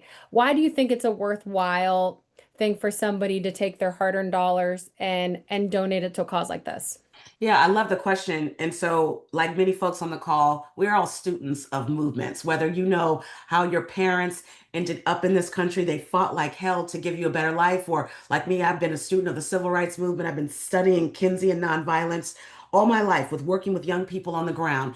If we can literally all give 5, 10, 25, 50, $3,000, whatever you have, what you do in this campaign, you are directly funding folks to organize in communities. We want folks to actually say, I'm going to take time off work. I'm actually going to be a paid organizer. I'm going to print window signs. I'm going to literally go into every laundromat. Remember, this campaign is not just about fighting the oligarchy. It's about making sure that mother who doesn't have quarters for laundry understands that she has the power to ensure that we keep medical care for elderly folks and for disabled folks, that we fight back against the homophobic and transphobic administration that is throwing all of our children under the bus. I'm a single mom. I've run campaigns myself to get into office. Every window sign is $5, right? If I'm going to hire an organizer to knock 500 doors, I need to make sure that person has water. We need to get on TV every single day. The Republicans, they don't care about your health care. They don't care about your child who is desperately seeking a good education. So they're spending millions of dollars to flood the airwaves. I say we fight back with the little and big that we have. Whatever we have, this is it, sis. Sis, there's no 2026 if we don't win in November. They are doing everything possible to still not just the democracy, but the way of life and the justice that we have fought for. And I say, hell no. So whatever I have, whatever we have that we can spare, let's fund our organizers. Let's fund our voices. Let's get on TV. Let's get on radio.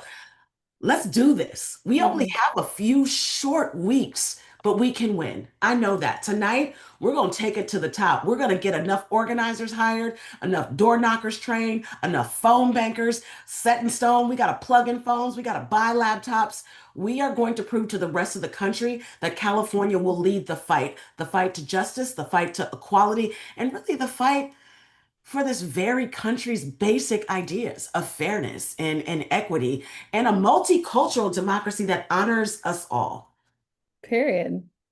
Right? Yes. I Amazing. think so. Well, okay. So I'm amazing to all of that. I am a comedian, and so I like to focus on putting a little bit of joy in our daily lives. And I feel like Let's what go. makes us special is that we are able to laugh in the face of darkness, and we do see light even though things might look so dark. Yes. So yes. what do you have any final words as we're going to be wrapping up here soon, like on what, because I feel like this is going to help the black and brown people specifically, if we can come together and we can like focus on the fact that there is hope and that we can that we are more alike than we are different. So what is something that you would say to those people specifically to get them out and get them to come together? First of all, you said it. Organizing is joy. When our folks come together and we bring music and we bring literally the stories of our people and we're marching and we're knocking on doors and we're asking folks to literally lend their power, it's the most critical resistance that we can do in this moment. We feel really hopeless, many of us, because we see ICE on our streets. We see folks being, taken and kidnapped, and due process is thrown out the window. One of the things that is very real right now is the joy is our power. We have it. If you have the right to vote in California, we can flip this whole script. Even if you're not in California, if you have $5 or $10 or $15 to spare in this moment, you will fuel a movement that will be undeniable. I would not tell you that if it was not true. So many times in politics, folks are given false promises. But one of the things that I know, again, being from California, my parents are from the South, I have an Afro-Latina daughter, our lives are on the line. And so let's smile, let's sing, let's march. We can weep later. But right now we got to organize. All right. Thank you so much, sister. Nice to meet you. Thank you. And everybody, yes, on 50 Live. That's where you find it. Awesome. And I should also note that we have surged past the 500,000 mark. So thank you to everybody who's donating. Please, as we head toward the end of this broadcast, please continue to donate. I should also note that one of the comments that I came across, David Daniels, I'm reading the comments. I know what people are saying, and I was told, and I quote, that there would be a $50 donation if I showed the dog again, and I am not above shamelessly whoring out this sweet, sweet child who wants nothing more than for us to surge past $600,000 in donations tonight for yeson50live.com. So you got to bring him out on the campaign trail. That's right. What's the name? That's right. Don't do it for me. Do it for him tonight. Fine. Appreciate it. Very excited to ask our next guest to come in. We've got A.B. Burns Tucker, who is a graduate of Southwestern Law School, works as a social media influencer under the name I Am Legally Hype.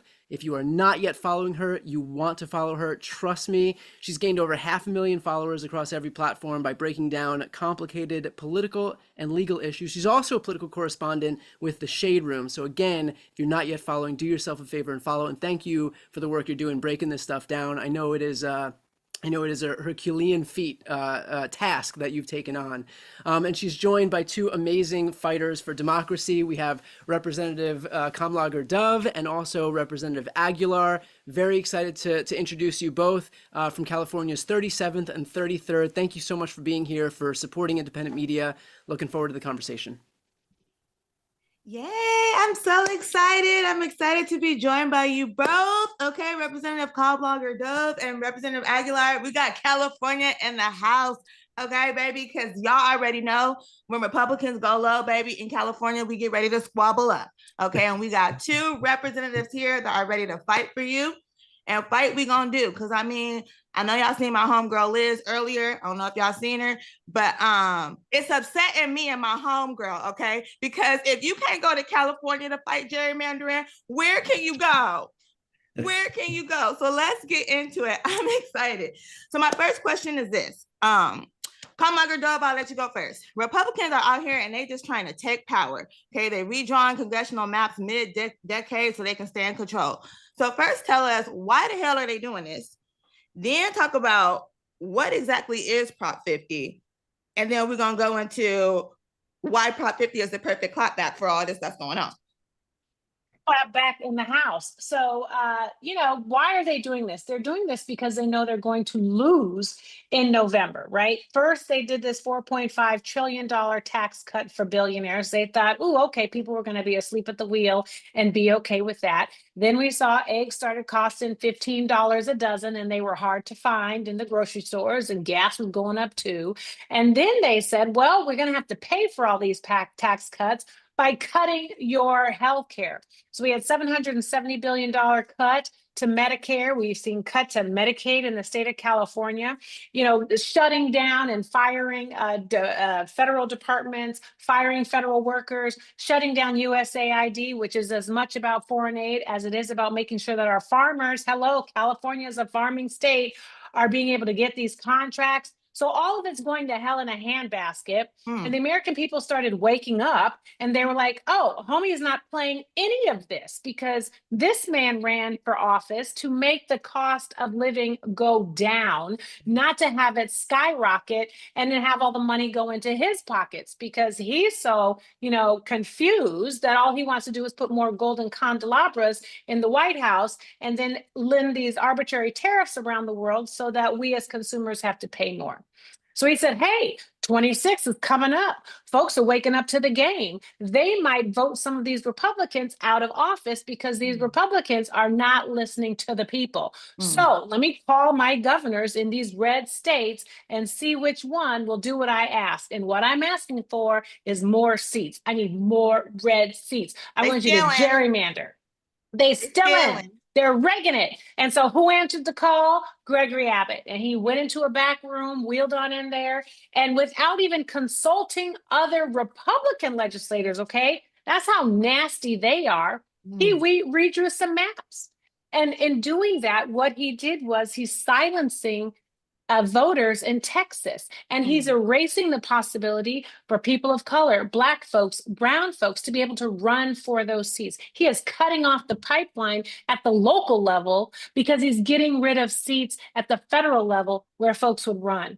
So, the bear was hibernating. We're trying to handle our own business, get these ICE agents all up out of Los Angeles, right? Make sure that folks can go to their jobs, go to their churches, go to their hearings without being snatched and kidnapped and detained and deported. But the bear woke up and said, I don't think so. And we came up with Prop 50. And, our Democratic caucus chair will, I think, share about, what Prop 50 is. But what we know, it's transparent. We know it's temporary. We know it's fair. And we know that it obeys the law. Did I set you up, Pete Aguilar? You did, SKD. Thank you so much. Good to be with you, AB. And just like Sydney said, look, this is California punching back, doing everything we can. And we know we have the winning recipe because this is transparent, as Sydney said. Texas and Greg Abbott just changed the system and try to steal 5 seats. We go to the voters and we created a map collaboratively, working together to punch back, but we made it temporary. The independent commission that we like comes back in 2031. We respect the Voting Rights Act. We respect black and brown districts. And we make sure that we are meeting this moment and punching back appropriately. And so that's why we're transparent, we're fair. Because of that, we're going to have success with Proposition 50. Yes on 50live.com is where people can go to help out. 50 yeson50live.com. Thank you guys so much for elevating this platform and for giving us this space to talk about this, because this is so incredibly important. We cannot let Republicans steal an election. I absolutely believe, and Sydney and I both subscribe to what Latifa said. This is about free and fair elections in 2026 and in 2028. And we won't have those if Republicans can consolidate power around these terrible policies and rig the system as they go each and every month. It's also about jobs. It's about healthcare. It's about having a future for your family. It's about being able to go to school and get an education.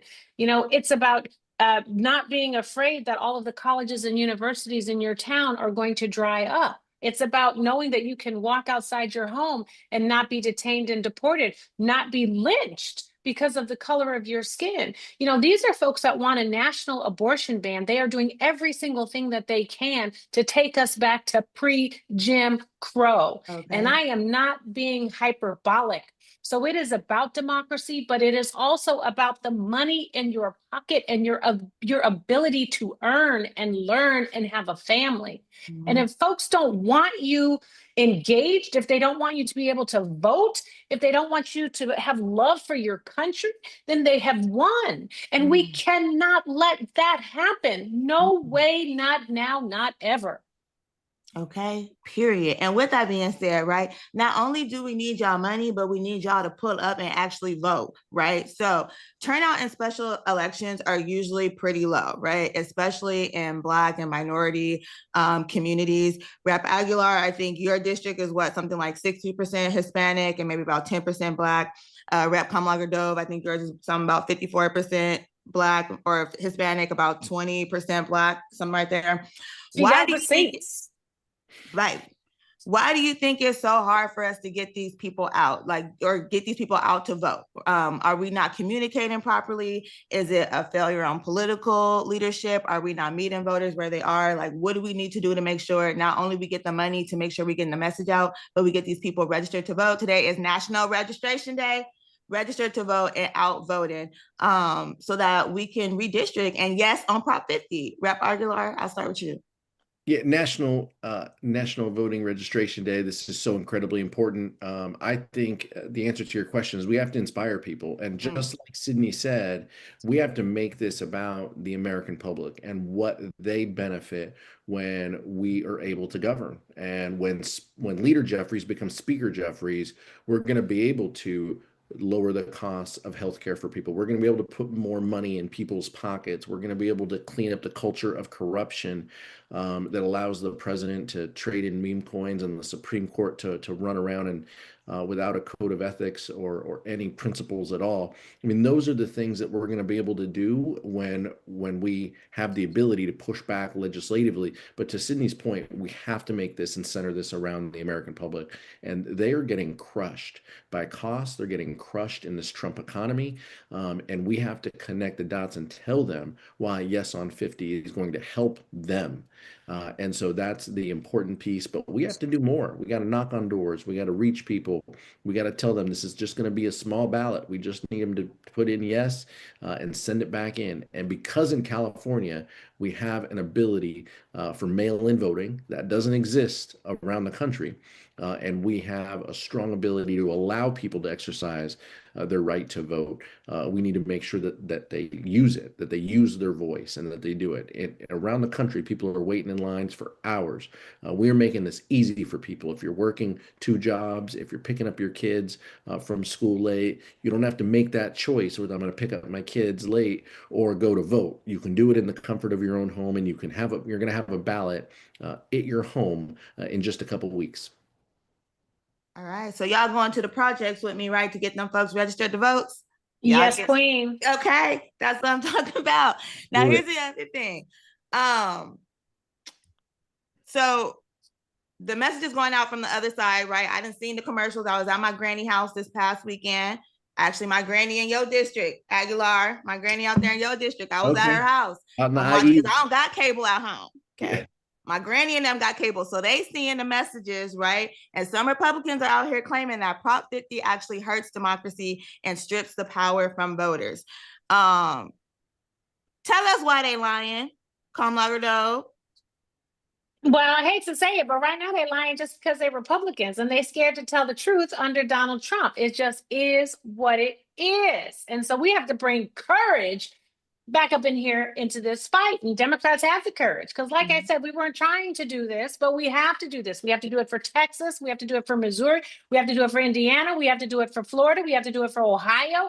We have to do it for California.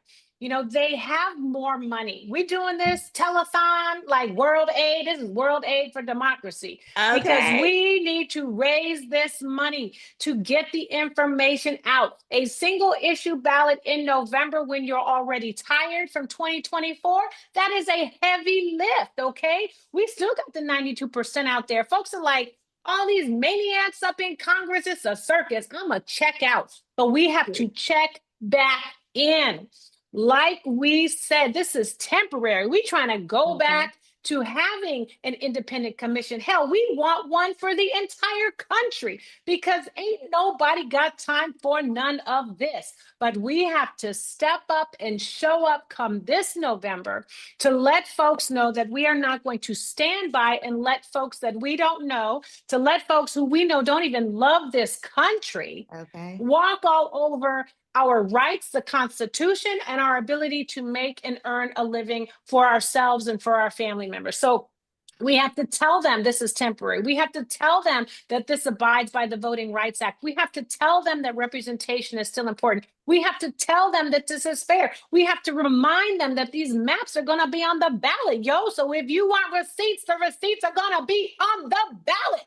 We are not trying to hide. We are trying to save. And we need everyone to check in. It is like when you watch a game and your folks are playing and they're on the field. And, you know, it gets kind of quiet because your folks are way, way behind and you want to check out. But your team cannot have you check out. You got to still be rah-rahing. You got to buy those concessions. You got to be rooting for your team because they are still on the field. And Democrats are still on the field. And we all have a role to play in this fight. And right now, the role that we have to play is to stay engaged and to talk to our friends and our family members and let them know what's at stake and then make sure that everybody's asses show up either to vote at the polls or get that ballot, fill it out, and send it in. We need everyone to participate because everyone's rights are at risk. Everyone's coins are at risk. Everyone's future is at risk. I'm trying to be as hype as Latifah Simon, yo, because I think that SoCal can rock like the Bay. But all of these issues are at stake and will be on the ballot come November. Did I do it? Did I do it? Did I do it? I didn't put my Vaseline on my face. I'm ready to fight. We're getting in these streets, okay? We're getting in these streets. We're going to get these people registered. Okay. That's on Prop 50. Y'all better donate. I didn't put this Vaseline on my face. Look, I'm going to put my hair up, yo. I'm going to take off my earrings. Period. Now, I don't know. Like, what's happening? What's happening? I don't know what's going on here, but I love it all. Look, we from California, okay? We from the land, right? And look, and I'm from Compton originally, and now my granny live in your district on Hub City and IE. We in here. We finna get it in. AB, tell Granny I'm gonna pick up her ballot. Let's do it. Okay, I'm gonna tell her California. she's gonna be so happy. I'm gonna call Granny right now. Door to door service. Okay, you better come pick it up, or my granny gonna come looking for you. Aguilar, and gonna hold you. That was, I have no notes. That could not have been more entertaining. Thank you all so much. AB, thank you for the most entertaining panel of the night. Appreciate you guys, Representative Kamlager Dove and Aguilar. Thank you so much for taking the time this evening. We are fast approaching $750,000. Thank you so much for donating. I'm gonna have a graphic right here on this screen. Let's see if we can get this on the screen so that we can show a little bit of what everybody's efforts have ushered in this evening. So I believe that the screen shows right now a map of the entire United States in terms of the donations that we've gotten this evening. You can see all of those spots across the country where we've gotten donations, every single state in the country. So thank you to every corner of the United States for donating tonight. We could not have done this without everybody. Yes, this is a California-based initiative, but this is based on the whole country. It is not just California. We know that Republicans are trying to gerrymander these seats in Texas and Missouri and Indiana and Ohio and Florida, and any other governor and any other state legislature that wants little pats on the head from Daddy Trump is going to do the exact same thing. So this is our effort to fight back. This is how we push back against this overreach by the Republican Party, because this is a major weapon that we have to wield right now. California can neutralize all of these shenanigans, all this bullshit that they're trying to pull in all these other states across the country. And by the way, the Republicans across the country know that, which is why they are pouring hundreds of millions of dollars into this state to defeat this effort. We don't have big moneyed interests like they have on the Republican side, so this is our grassroots effort right now to push back. We are fast approaching $750,000 in our effort. Again, grassroots donations, 5, 10, 15, 20 bucks to be able to push back and let people know in this state, across the biggest state of the country, what the stakes are of this upcoming election on November 4th, what this referendum actually represents, which is our effort to push back against a blatant Republican overreach happening right now at the behest of Donald Trump. So thank you to everybody for donating. If you haven't yet donated, please go to yeson50live.com. We have our last guest here, our last two guests here. I'm very, very excited to introduce Lee McGowan. You might know her as Politics Girl. Could not be more excited. Look, I think that we have to call out the people who are doing this for all the right reasons, and Lee exemplifies that better than anybody else. This is somebody who truly, truly, truly believes in her mission. I'm sure you've seen her videos from the kitchen. We have a slightly elevated background right now. Lee, could not be more grateful for your voice. And of course, Lee is joined by our fearless leader here in California, Governor Gavin Newsom. I just want to say, and I know I've repeated this a couple of times throughout this call, but for folks who are just watching right now, we have been begging for Democrats to actually fight back, to match their words with action. And that's what we got right here. So Gavin Newsom has gotten us halfway here, and now the onus is on the rest of us to meet him halfway, to donate to this effort so that we can make sure that everybody in the state knows what the stakes are. So I will stop talking. I'll leave it up to you guys now, and looking forward to the conversation. Oh, thanks so much, Brian. You are the absolute best, and you are in it for all the right reasons too, my friend. And listen, Governor, thank you for doing Lee. this today. Thank you for bringing the Lee, fight. you and I need a dog or something. I mean, I didn't think we could top a 14-year-old dog. And then, of course, AB and Sydney, poor Pete. Jesus, that was next level. I know. You and I both need our Vaseline. That's what we really need. I'll take out my earrings. You'll get your Vaseline because I'm here for the fight. Look, listen, you're here for the fight. Thank you for doing this, right? Thank you. I have to tell you, after watching this live today, what's this feeling I'm feeling? Is it hope? Are you feeling a little hope from watching all this today? Yeah, I mean, come on. How can you not be? I mean, I appreciate Brian just saying every single state. We didn't know that would happen tonight. We didn't know anyone would show up. Hundreds and hundreds of thousands of people have tuned in. Some have been around. This is our third hour, which is extraordinary. And the fact that things were just tuned up just reinforces your point about optimism and energy. It makes people feel like they're being seen and they're being heard. It makes people feel like there's momentum and there's an opportunity here to do something as opposed to talk about doing something, to actually demonstrably have an impact, to be for something, not just against something. And so this has been next level. I just want to thank everybody, Lee, you for being here at the end of this. And by the way, on a personal note, thank you for getting me through the pandemic, Lee. I think everybody's shaking their head. You literally got us through the pandemic, and you gave voice to so many of us that were so fearful, so isolated at that time. And so I think in the spirit that is your spirit, the spirit that defines all of the remarkable hosts we had tonight, just gratitude, thanks, and yeah, optimism and hope. Yeah, wouldn't that be nice? I think we've seen the Democrats get attacked across the country for the past week, and just treated like with one big brush that we're all the worst people in the world. And I keep thinking, how is this the case? Like, we are the party that wants you to have health care and better schooling and, to take care of your children and to get guns out of our children's faces in their classrooms. And I've watched Democrats be attacked this week. And this is such a wonderful evening because California is doing what they're doing now is a direct response to a Republican action. And as a California voter myself, I'm going to be voting yes on 50 on November 4th. And I'm going to be contributing to yeson50live.com after we finish this. But I really hope that everybody who is listening tonight and is taking this in is as fired up as I am and feels like we see you, that you are not this horrible person. You are not the party of murder and death and destruction that you've been told that you are here for the right reasons, that we can make a difference and we can put people that want to use government for the force of good back in office again. Yeah, no, I mean, look, you heard from so many people here tonight. I mean, these guys want to put America in reverse. Yeah. They want to, roll back hard-earned, hard-fought progress and rights. And it's a pre-1960s world that they're preaching. I mean, Sydney made an even more extreme point.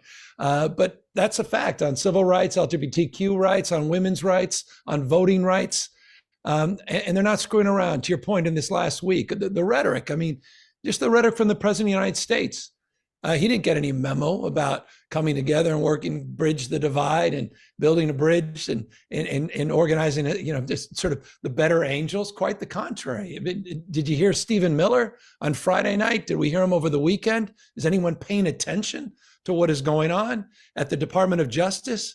To what the cross-examination today we talked about over the last 3 hours of Kash Patel?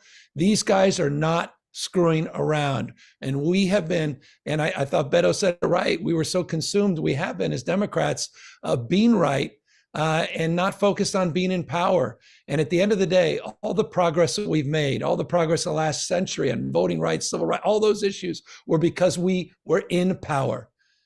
We had not just leader Jeffries, we had Speaker Jeffries, Speaker Pelosi, and the progress we were made is because we organized and we turned out in remarkable numbers. And we turned out, as you said, for social justice, racial justice, economic justice.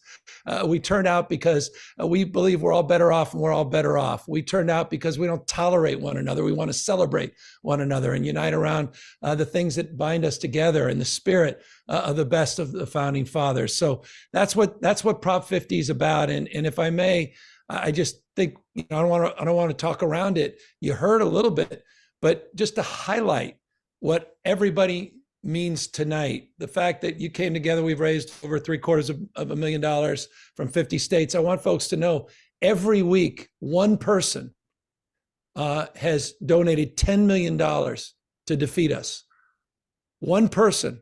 Someone who doesn't believe in reproductive freedom, someone who believes in the extremes of the Republican Party, one billionaire every week, $10 million, $10 million, $30 million and counting. You had Mike Johnson write his first check. And who, by the way, who are the biggest donors behind that check? Guys like Elon Musk. Yeah. Know what we're up against and know that you're the antidote to those folks and we can defeat them. Yeah, and that's why we need these resources, so we can counter the right-wing money machine, who are really hoping to defeat this proposition so they can keep Donald Trump and his billionaire agenda going, because they're getting everything they want right now. And it's so important that we counter their messaging. I was talking to one of my neighbors on the dog walk the other day, because I do have a big dog I could put right here on my lap, but he would take up the whole screen. And he said to me, "Why am I getting all these emails about no on 50?" And I said, "Because they have so much money, an absurd amount of money to keep defeating democracy. These people have spent 40 years trying to dismantle it. I do not think they thought the Democrats were going to fight back here. And it's why we're so grateful to you for stepping up. And now they have to spend a ton of money to make a counter punch look like a first punch. And they're the ones that brought this fight. And we're just finally standing up to the cheating.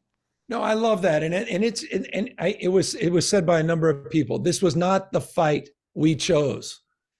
But I think what you just said was even more powerful. I don't think Trump for a second expected us to fight back like we're fighting back. And that's why failure is not an option. It is not an option.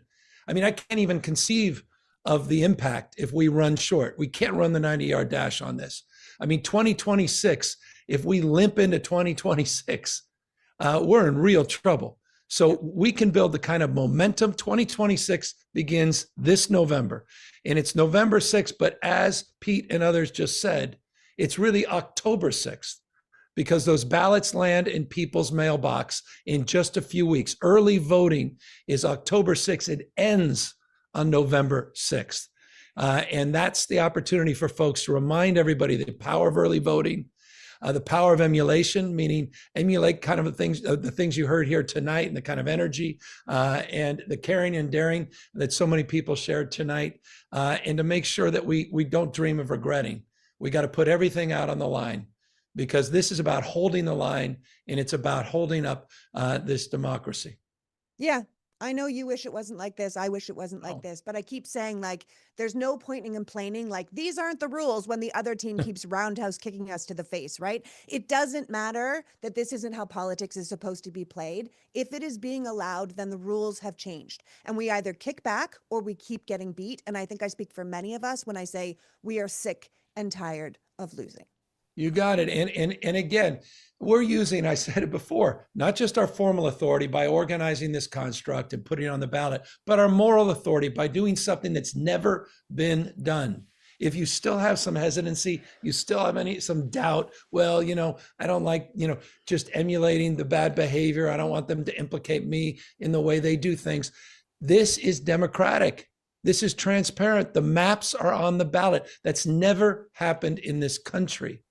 We have never submitted to the people the ability to draw their own maps. So we're giving the people that power. This was not done in Mar-a-Lago. This was not done behind closed doors, as was the case in Texas, as is going to be the case shortly in Indiana, and what just happened in Missouri, and what is likely to happen in Florida and Ohio and elsewhere. This is done in the most transparent way, and again, in a temporary response to what Donald Trump and what the Texas delegation did and Greg Abbott in just a few weeks ago. So I can't press upon people more that this is it. This is it. And we've got to hold the line. We've got to hold each other's hands. And we've got to walk across this line at peak. And we've got to, as you say, fight fire with fire. And we've got to be muscular in terms of our approach and response. That's right. Absolutely. I want to thank you so much for doing this today, Governor. It's what we all really, really need. And for people who are feeling a little bit like two wrongs don't make a right, and I'm not sure if I should go for this, understand that this is going in the most democratic way possible. This is a temporary thing. And the goal at the end of this would be have no gerrymandering at all. It's why the Democrats voted for the For the People's Act in 2019. It's why they voted for the Redistricting Reform Act again in 2021, and why the Republicans voted against it both times, because it is the Republicans who benefit from locking in power so it's no longer accountable to the voters. And this is not what we want, which is why we are starting by doing this, by being accountable to the voters. So thank you so much, Governor. I hope people will go to Yes on 50 Live right now and get us past that mark. But thank you, everyone. And I really hope you're feeling the same hope I'm feeling today. Love it, Lee. Well said. Thanks so much, Lee. And bring it home. Bring it home. And Governor Newsom, I got to say, I know I've said this before, but it's worth repeating. there are a million reasons to have not done this. That it's too hard, that it's too close to the election, that there's too many people standing in the way, that it would just be easier if we just practice good governance and unilaterally disarm like Democrats always do. The reality is that thanks to your leadership, thanks to the leadership of the California Democrats, we got this thing done, which is half the battle right now. And so I'll repeat my plea to those who are watching right now.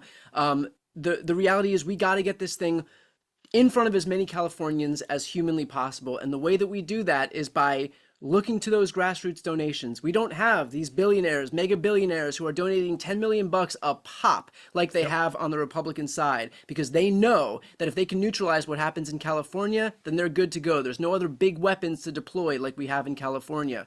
And so our antidote to that is going to be getting as many people in the grassroots donating as humanly possible. We're just a few $1,000 away from $750,000, a quarter, $750,000. And that money is going to help get this thing in front of so many Californians who don't know what the stakes are of this upcoming election on November 4th. It's going to make sure that we can get in front of people's TV screens, on their computer screens, on their phone screens, in their mailboxes, and we can't do that without this massive amount of support. So for everybody who's donated, thank you so much for being part of this effort. Thank you for being part of this movement. And also thank you for being part of helping give something of a permission structure for other Democrats across the country to recognize that if they take aggressive action, if they take a forward-leaning posture when it comes to fighting for our democracy, that they're going to have the people behind them. This is not just a California thing. Not only does it have major implications for the House as we head toward 2026, but this is also a message to other Democratic governors, other Democratic state legislatures, that the answer is not to cower, it is not to capitulate, it is to put on your big boy pants and fight. And that's what we're seeing right now. And the way that we make sure to give that permission structure to other Democrats to do that is by making sure that we succeed here. This is the test case. If it succeeds here, then it shows every other governor, every other state legislature, every other lawmaker, senator across the country that the answer in this moment is not to bow down, it's not to capitulate to Trump and Republicans, it's not to appeal to our better angels and practice good governance and unilaterally disarm, it is to lean forward and fight. And that's what we're seeing right now. And of course, the ability to win this fight relies on everybody chipping in whatever we can to make this thing a reality. So Governor, on behalf of everybody watching, cannot thank you enough for leading in the way that we've been begging so many people to lead, which is to back up your words with some action here. I love it. And I'm asking you for one last action because we're going to hit 750,000, but it's going to require one thing, Brian. That's not any more of your time, but one more opportunity to see that beautiful dog of yours. All right. You know what? This is it. This is it. This is how we get over $750,000. This is it, Brian. Here we go. No pressure. Here we go. Look at this. There we go. I'm not asking you to do it for me. I'm asking you to do it for this little guy. This is don't do it for me. Don't do it. Don't even do it for democracy. Just do it for this child right here, who doesn't know why I'm subjecting himself to these live streams over and over and over again. He's already passed out. Unbelievable. That's right. Look at that. Right. Hey, Brian, you're a rock star. The fact you hosted this 3 hours, unbelievable. To all of our influencers, all of our creators, to all the remarkable elected officials across the country. For those of you tuned in, even for 2 minutes for the last 2 hours, thank you. Those of you who made a contribution, we're grateful beyond words. Get the word out there. Let folks know yes on Prop 50. Thanks so much, Governor. And for those who are looking to donate, yeson50live.com. Thanks, everybody.